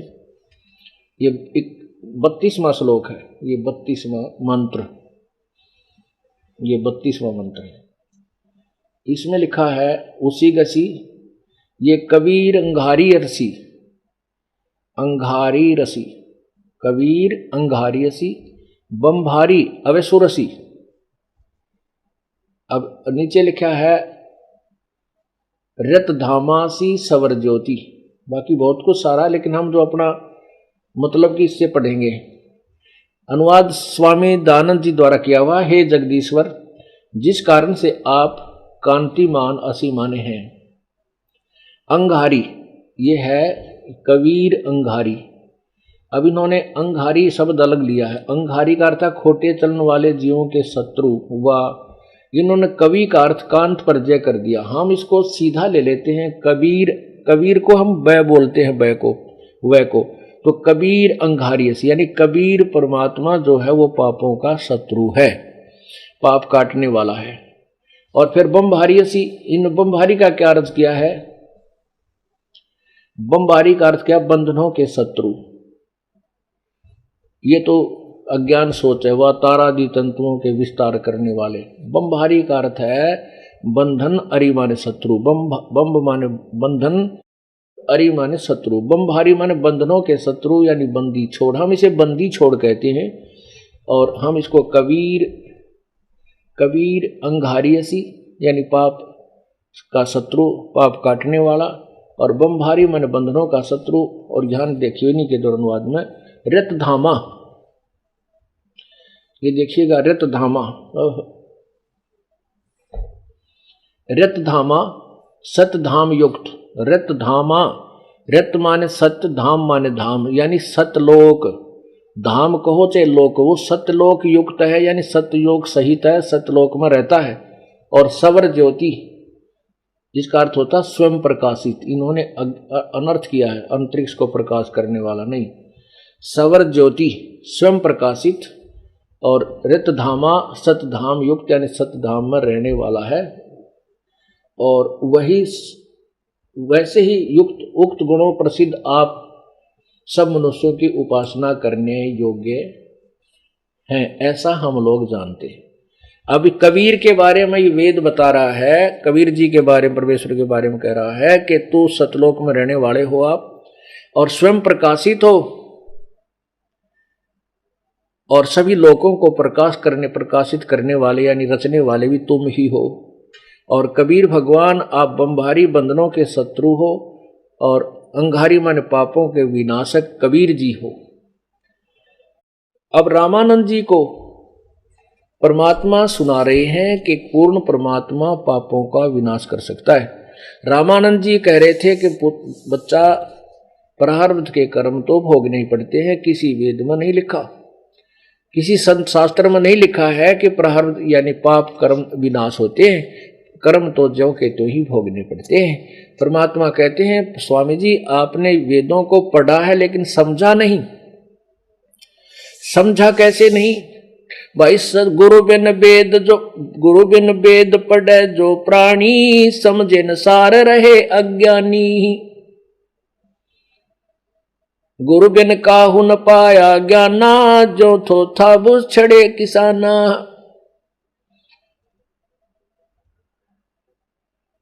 परमात्मा बता रहे हैं स्वामी रामानंद जी को कि स्वामी जी, वेद हमारा भेद है, वेद मेरा भेद है, मैं मिलूं वेद से नाही, और जौन वेद से मैं मिलूं वो वेद जानते नहीं। वेदों में परमात्मा कह रहे हैं कि मेरा ही भेद है, मेरी ही विशेष चर्चा है, विशेष जानकारी है, लेकिन जिस वेद से मैं मिलूं वो ये चारों वेद जानते नहीं, क्योंकि वो पांचवा वेद है, सबसम वेद है। उसी में पूर्ण परमात्मा की भक्ति के विषय में लिखा है, और उसी के बारे में यजुर्वेद अध्याय नंबर 40 के मंत्र नंबर 10 और 13 में कहा है कि उन तत्वदर्शी संतों के पास जाकर के उनके वचन सुनो, वो जो बताते हैं उस परमात्मा के लिए वो भक्ति करो। अब देखिएगा अध्याय नंबर 40 का मंत्र नंबर 10 और 12।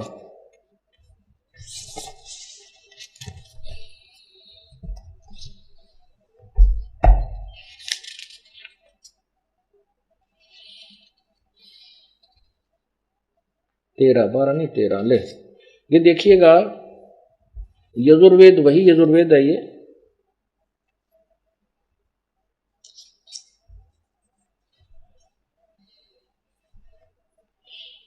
ये है 10 मंत्र, ये है 10वां 4400 अध्याय, 4400 यानी 40वां अध्याय, और ये 10वां मंत्र है। इसमें क्या लिखा है, स्वामी दयानंद जी अनुवाद करे हैं, मनुष्यों जैसे हम लोग, ये देखो, यानी वेद बोल रहा है, ये चारों वेदों को बोलने वाला ब्रह्म है, चारों वेदों का और गीता जी का बोलने वाला ब्रह्म है। और वो ब्रह्म बोल रहा है, क्या कह रहा है कि हे व्यक्तियों, जो मैं तुम्हें, हम जो कि उन तत्वदर्शी संतों से जो सुनते हैं उन वचनों को सुनो। देखा, ये स्वामी जी के अनुवाद में, बाकी इसका अनुवाद यथार्थ कुछ और बनेगा, वो सुचारू होगा। पदार्थ, ए मनुष्यों जैसा हम लोग धीराणाम, धीराणाम मान मेधावी योगी विद्वानों से, ये धीराणाम का अर्थ है तत्वदर्शी संतों से, मेधावी योगी विद्वानों से, धीराणाम हम कहते हैं इसको तत्वदर्शी संतों से, जो वचन सुनते हैं, जो वचन सुनते हैं, जो वे लोग यानी वो संत हमारे प्रति व्याख्या अनुपूर्वक कहते हैं, वे लोग संयोग जन्य कार्य से और ही कार्य का फल कहते हैं, उत्पन्न नहीं होने वाले, देख, असंभवात उत्पन्न नहीं होने वाले कारण से अन्यत और आहु कहते हैं। इति इस बात को तुम भी सुनो।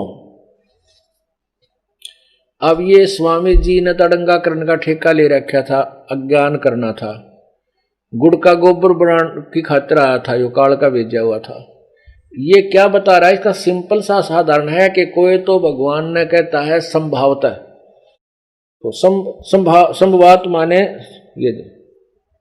ये संभवात संयोग जन्य, जन्य माने उत्पन्न होने वाला, इस संभवात का अर्थ होता है उत्पन्न होने वाला, और असंभवात उत्पन्न नहीं होने वाले।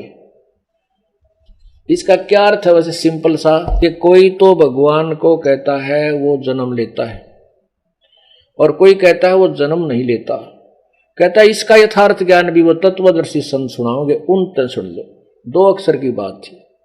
स्वामी जी ने ज्ञान तो कह नहीं था, भांग पिया करता, भांग के नशे में लग गया। सत्यार प्रकाश उल्लास नंबर 8 में कि सूर्य पर भी आदमी रहते हैं, और इसी तरह पृथ्वी की तरह वहाँ सारे ठाठ बाट हैं, इन वेदों को पढ़ते हैं, और वहाँ इसी तरह बाग बगीचे हैं, ये फल सारे पदार्थ हैं। कम से कम विद्वान था, सूर्य पर तो ना लिखता, चांद पे लिख जाता तो भी हम मान लेते भाई ये जो कहे अड़ंगा डालनी है, और पहले रहते थे यहाँ पर। विज्ञान ने सिद्ध कर दिया कि कई करोड़ वर्षों तक इस पर कोई जीव नहीं था, कोई किसी भी ग्रह पे। और स्वामी जी तो ये 150 वर्ष पहले 125 वर्ष पहले लिखे थे, वहां भी रहते हैं। तो दारू शराब भांग पीते थे, आपके इतिहास में हमने सुनाया था आपको, उन्हीं के अपने कर कमलों से लिखी हुई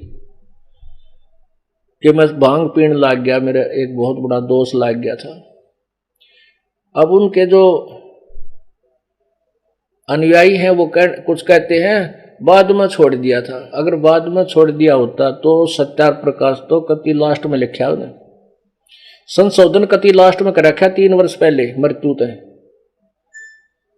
यदि भांग पीनी छोड़ दी होती तो सूर्य पर फिर भी आदमी वो काट जाता उसमें, तो सत्यार्थ प्रकाश में तो जब भांग पीनी छोड़ रखी होती तो। और उधर लिखता है 7वें समोल्लास में 154 पृष्ठ पर कह रहा परमात्मा निराकार है, 155 पे कह रहा कि उसकी उपासना से उसका साक्षात्कार हो जाए, परब्रह्म से मिल जाते हैं।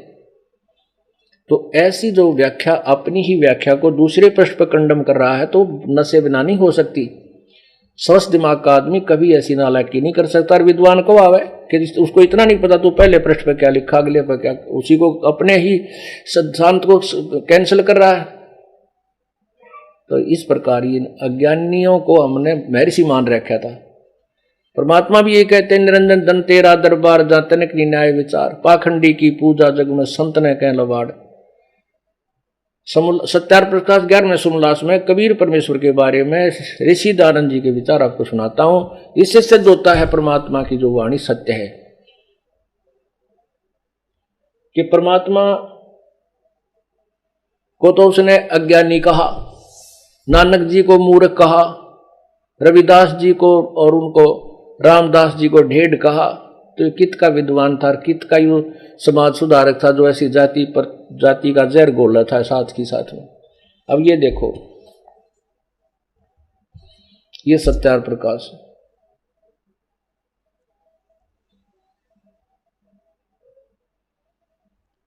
ये कहां से प्रकाशित है? अथ सत्यार्थ प्रकाश है।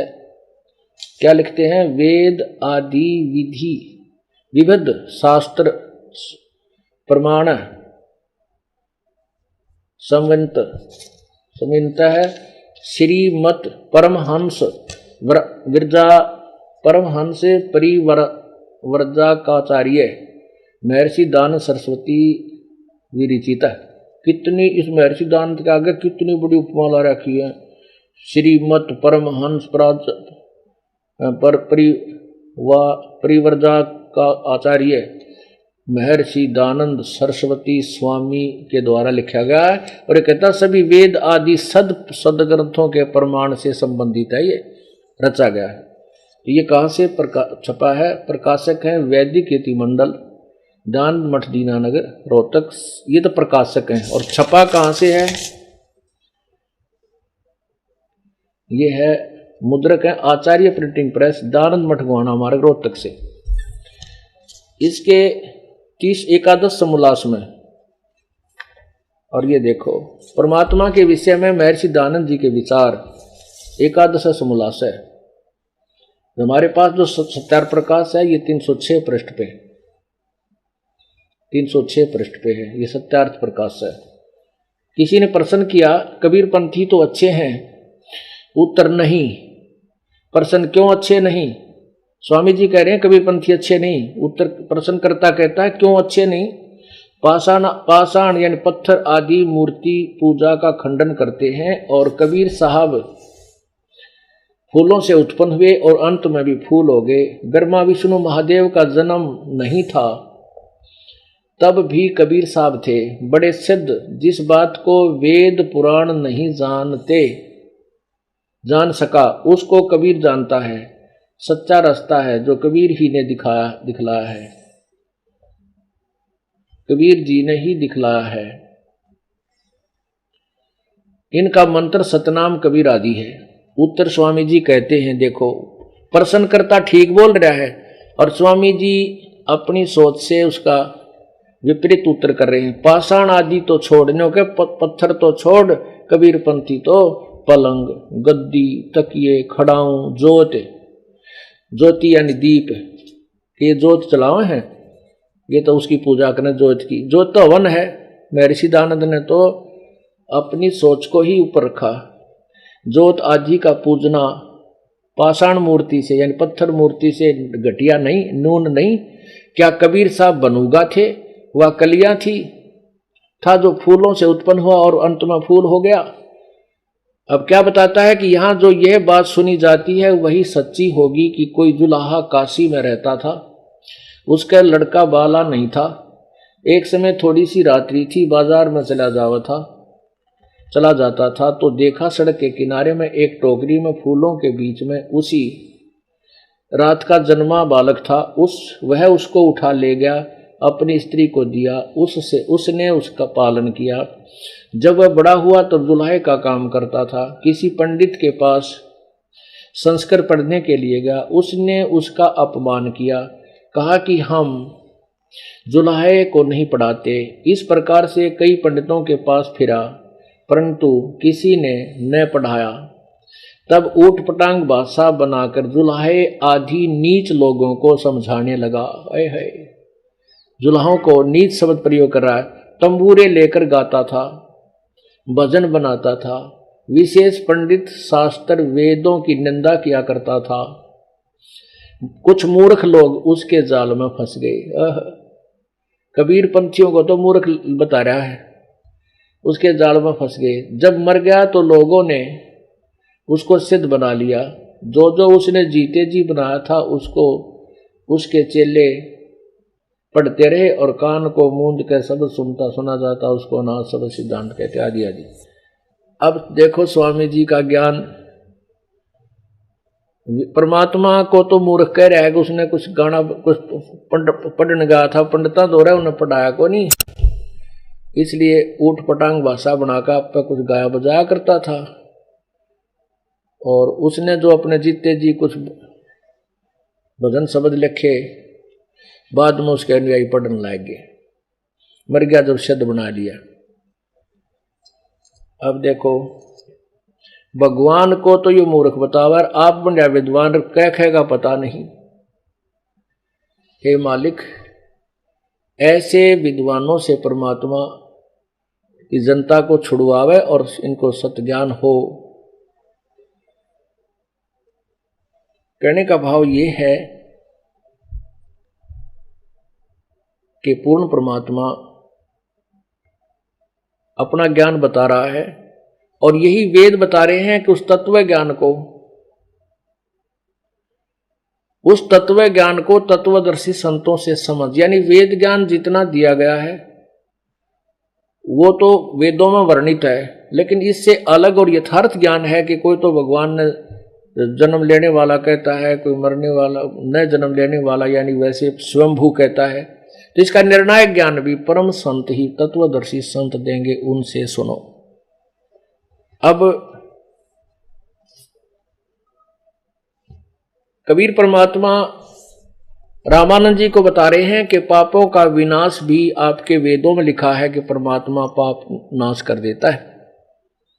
और रामानंद जी कह रहे थे कि नहीं, पाप कर्म प्रारब्ध तो भोगना ही पड़ता है। और यही थ्योरी सिद्धांत था इस महर्षि दयानंद का।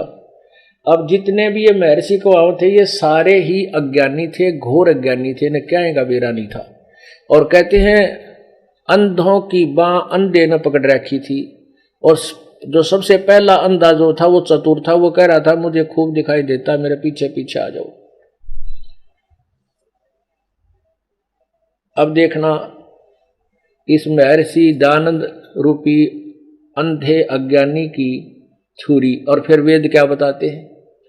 अंधा मतलब यहां ज्ञान नेत्रहीन को हम अंधा कहते हैं संत शब्द में। आंखों से अंधे का यहां कोई लिंक नहीं है, क्योंकि परमात्मा के पाने के लिए अंदर की आंखों यानी ज्ञान रूपी आंखों की आवश्यकता होती है। अब देखिएगा ये वही वेद सत्यार्थ प्रकाश है और इसके 7वें समोल्लास में ये देखिएगा सप्तम समोल्लास, ये 100, ये सत्यार्थ प्रकाश है। 154 पे किसी ने प्रश्न किया स्वामी दयानंद जी से कि प्रश्न ईश्वर साकार है व निराकार? उत्तर स्वामी जी का निराकार। अब यहां देखो 155 पे क्या कहा, किसी ने प्रश्न किया कि परमेश्वर की स्तुति करनी चाहिए व नहीं, परमात्मा की स्तुति प्रार्थना उपासना करनी चाहिए व नहीं, व करनी चाहिए व नहीं? उत्तर स्वामी जी का करनी चाहिए। तो प्रश्नकर्ता कहता है क्या स्तुति आदि करने से ईश्वर अपना नियम छोड़कर स्तुति प्रार्थना करने वाले के पाप छुड़ा देगा? उत्तर स्वामी जी का नहीं। प्रश्नकर्ता कहता है तो फिर स्तुति प्रार्थना क्यों करना, इसलिए करें?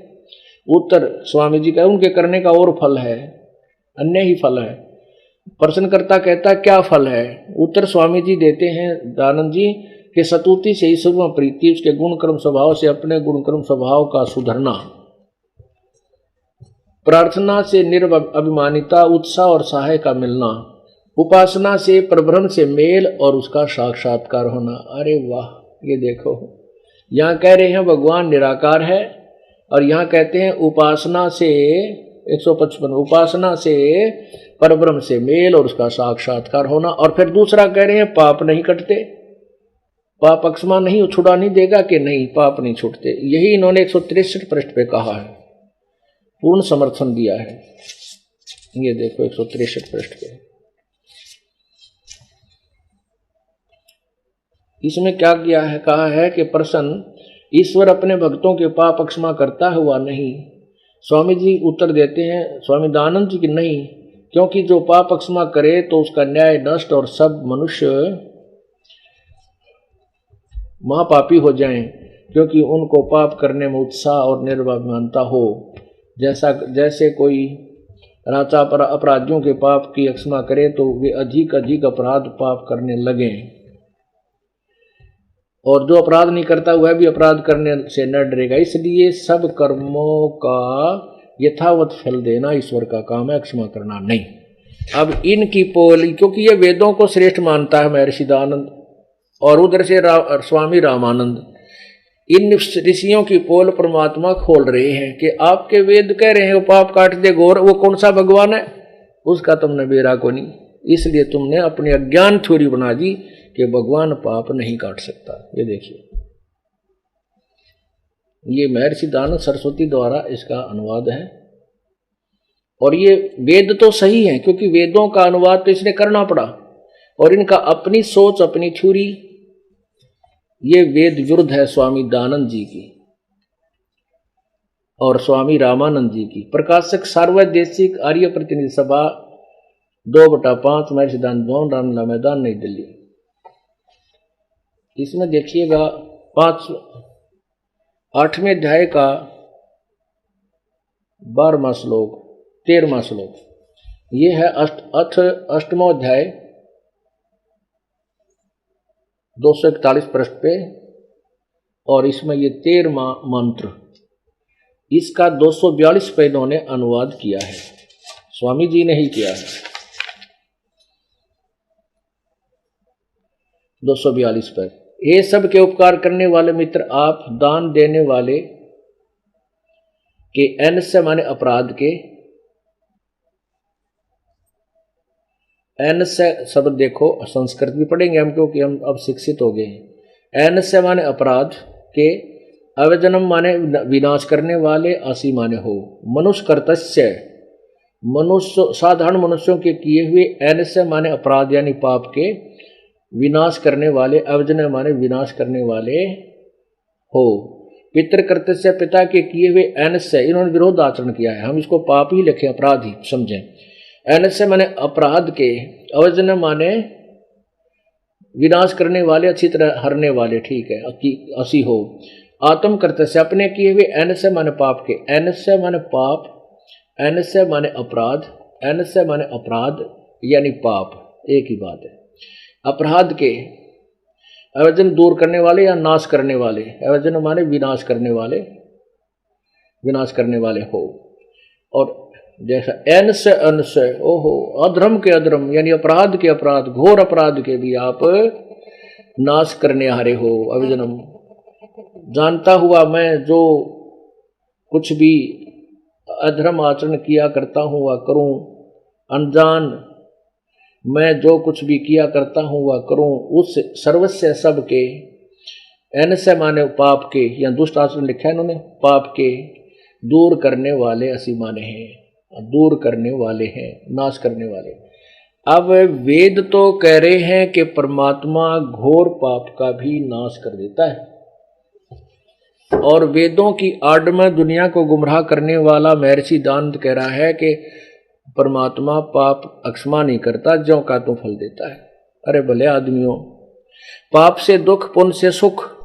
किसी के पैर में कांटा लगा हो और उसको वो कहे कि मेरा पीड़ा किस लिए है, कि पाप से यानी कांटे से, और किसी के पास समाधान के लिए जाए, वो कहे कि कांटा तो निकलेगा नहीं, जूते पहनो। कांटा लगे पैर में, जूता पहना नहीं जा सकता। कांटा निकले और फिर वो इस डर से जूता पहने कदे फिर कांटा ना लग जा। दुखी प्राणी सुखी हो और फिर वो भक्ति रूपी जूता पहनेगा, कभी नहीं छोड़ेगा भगवान की भक्ति, कि कहीं फिर से वो पाप, वो कष्ट मेरे ऊपर ना आ गिरे।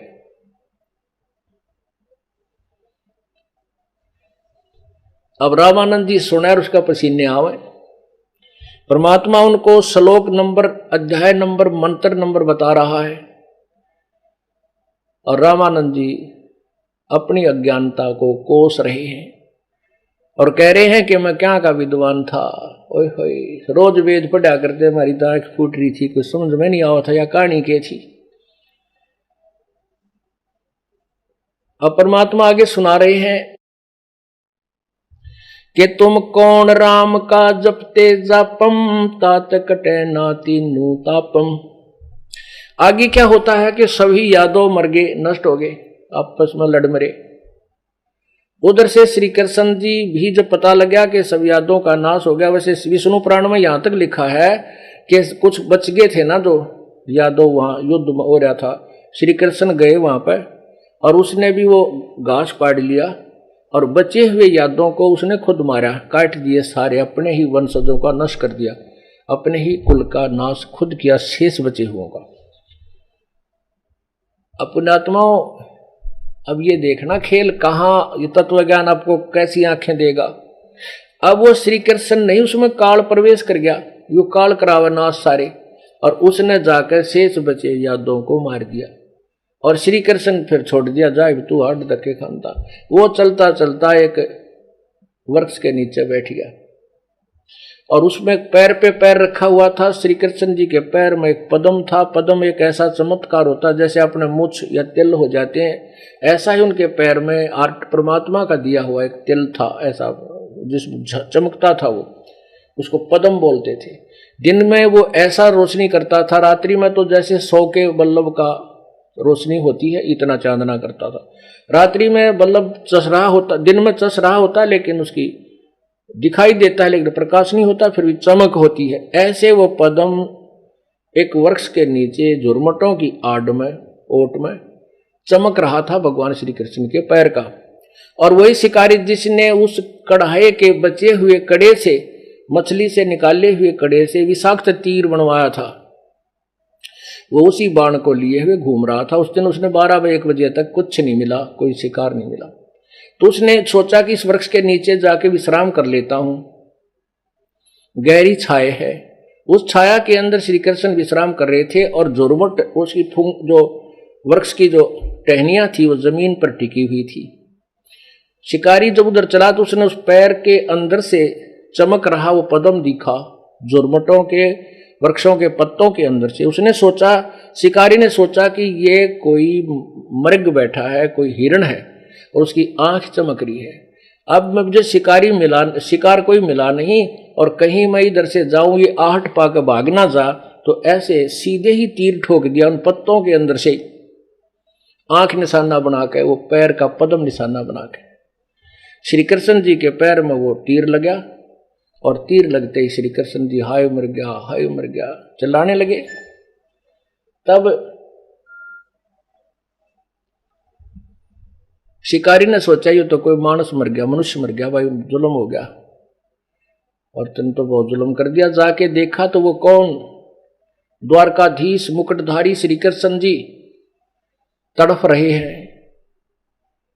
तब उस शिकारी ने हाथ जोड़कर कहा, प्रभु मेरे से गलती होगी, मैंने आपके पैर में जो चमक थी इसको मृग यानी हिरण की कोई आंख समझी, और प्रभु मुझे क्षमा कर दो, मेरे से धोखे से लग गया तीर, मेरे अपराध को माफ करो। तब श्री कृष्ण ने कहा कि शिकारी तेरा भाई तेने धोखे से नहीं मारा और तेरा कोई अपराध नहीं, ये तो तेरा और मेरा कोई पिछला हिसाब किताब था, पिछले जन्म का कोई टिट फॉर टैट था, ये बदला था, यो मैंने चुका दिया। अब उस शिकारी ने पूछा, प्रभु आपका और मेरा क्या बदला हो सका है, आप तो एक द्वारकाधीश में एक कंगाल आदमी। तब उस श्री कृष्ण ने बताया कि पिछले जन्म में तू सुग्रीव का भाई बाली था, मैं रामचंद्र था, और उसमें मैंने एक वृक्ष की ओट लेकर धोखे से तुझे मारा था, आज तूने मुझे ऐसे धोखे से मार दिया, मेरा और तेरा टिट फॉर टेट बराबर हो गया। पर एक काम कर, तू यहां से भाग जा और मेरा संदेशा भिजवा दे, किसी को कह दे द्वारका में जाके कि श्री कृष्ण वहां तड़फ रहा है, पांडवों के पास संदेशा पहुंच जाए, वो आ जाए। पांचों पांडव आ गए। अब पांचों पांडव आए तो उन्हें पता चला यादव कुल का नाश हो गया, श्री कृष्ण जी तड़फ रहे हैं। वहां पहुंचे, श्री कृष्ण जी ने कहा कि भाई आ जाओ बच्चों, तुम मेरे प्रिय मित्र और रिश्तेदार और मेरे सखा यानी शिष्य हो, आज मैं तुम्हें अंतिम उपदेश देना चाहता हूं और मेरी आज्ञा का पालन करना। प्रथम तो यह है कि यहां कोई नर यादव नहीं बचा है। अर्जुन, इन सभी पांचों पांडव, तुम सभी इन स्त्रियों को वहां ले जाना, यहां दुष्ट लोग, आसपास के जंगली लोग इनको तंग करेंगे। और दूसरा ये है कि आप सारे पांडव राज त्याग के हिमालय में जाके तपस्या करके अपने शरीर को गला दो, जब तक तुम्हारा शरीर अंत ना हो हिमालय में तप करते रहो, क्योंकि न तप देख रहा क्या विष्णु जी का मैं भी तप करता हूं, वह से आगे दे दी कि तुम तप करना। और जबकि गीता जी में 17वें अध्याय के 4, 5, 6 श्लोक में लिखा, 7 में लिखा है कि जो घोर शास्त्र विधि को त्याग कर जो मनमाना घोर तप तपते हैं वो दुष्ट आत्मा नरक में डाले जाते हैं। गीता में ज्ञान जो है वो वेदों वाला है, और जो वो दंत कथा सुनाई जा रही थी वो काल और कृष्ण और विष्णु जी के अपने सिद्धांत बनाए हुए जो शास्त्र विरुद्ध थी वो बताए जा रहे हैं। ये देखिएगा गीता जी, श्रीमद् भगवद गीता अध्याय नंबर 17 और श्लोक नंबर 5 में, जो मनुष्य शास्त्र विधि रहित केवल मनमाना कल्पित घोर तप को तपते हैं, दंभ और अहंकार से युक्त, कामना से आसक्त और बल के अभिमान से युक्त भी युक्त है, शरीर से युक्त। छठे में कहा कि शरीर रूप से स्थित भूत समुदाय को और अंतःकरण में स्थित मुझ परमात्मा को भी वो क्रस करने वाले हैं, यानी दुखी करने वाले हैं। उन अज्ञानियों को असुर स्वभाव वाले जान। अब क्या बता दिया कि जो अपनी मनमानी तो घोर तप तपते करते हैं तो उनको शास्त्र विधि त्याग कर, क्योंकि शास्त्र के अनुसार जो तप लिखा है वो और है, वो 3 प्रकार के तप हैं। वो तप नहीं, उनको एक अलग से साधना बताई। जैसे हरिश्चंद्र ने वचन तप किया था कि मैं सत्य बोलूंगा, असत्य नहीं कहूंगा, उसके कारण उसने जो भी यातनाएं सहन करनी पड़ी उसने सत्य बोला, वो तप था।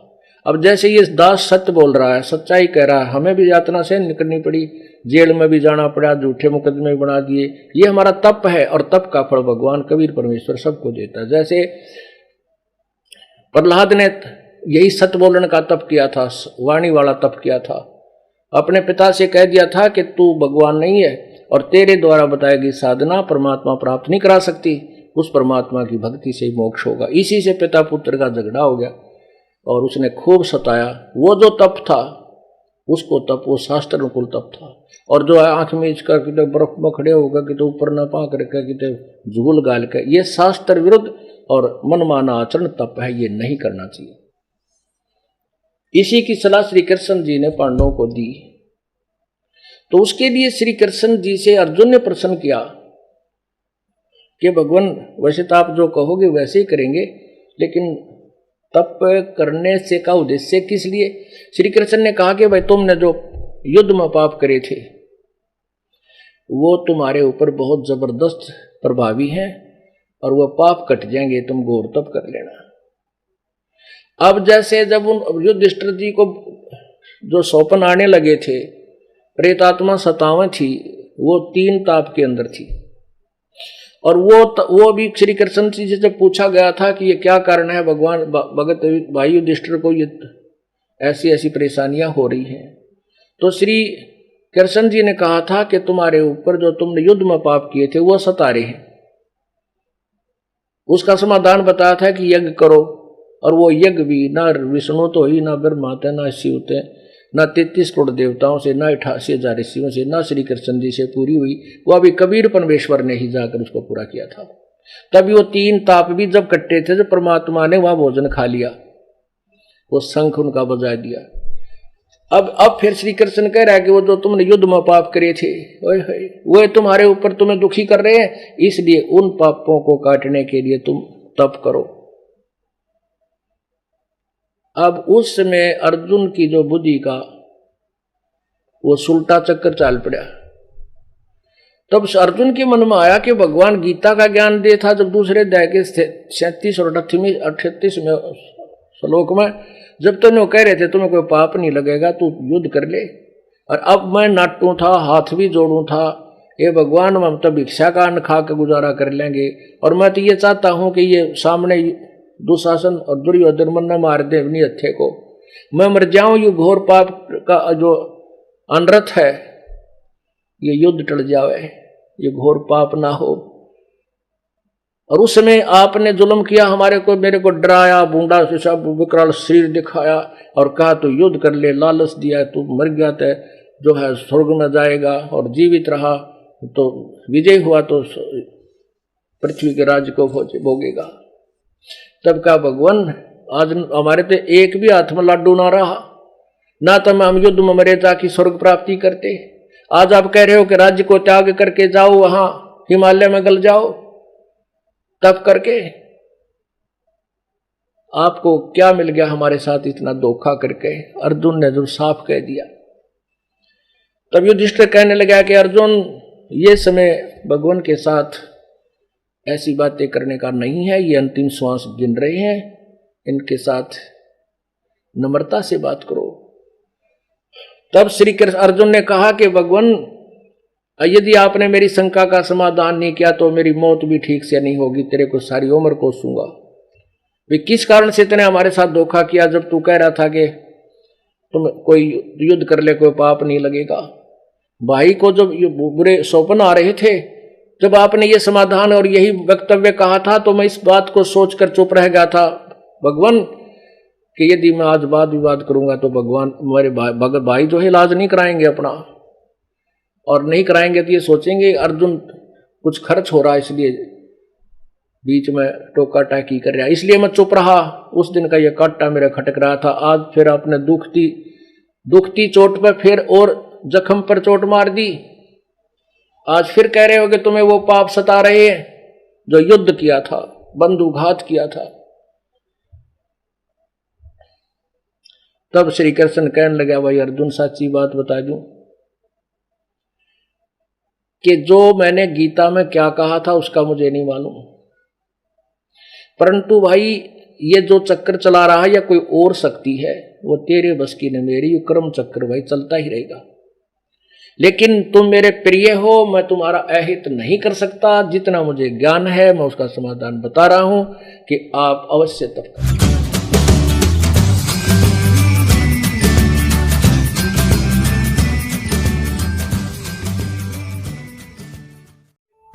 बोलो सतगुरुदेव की जय हो।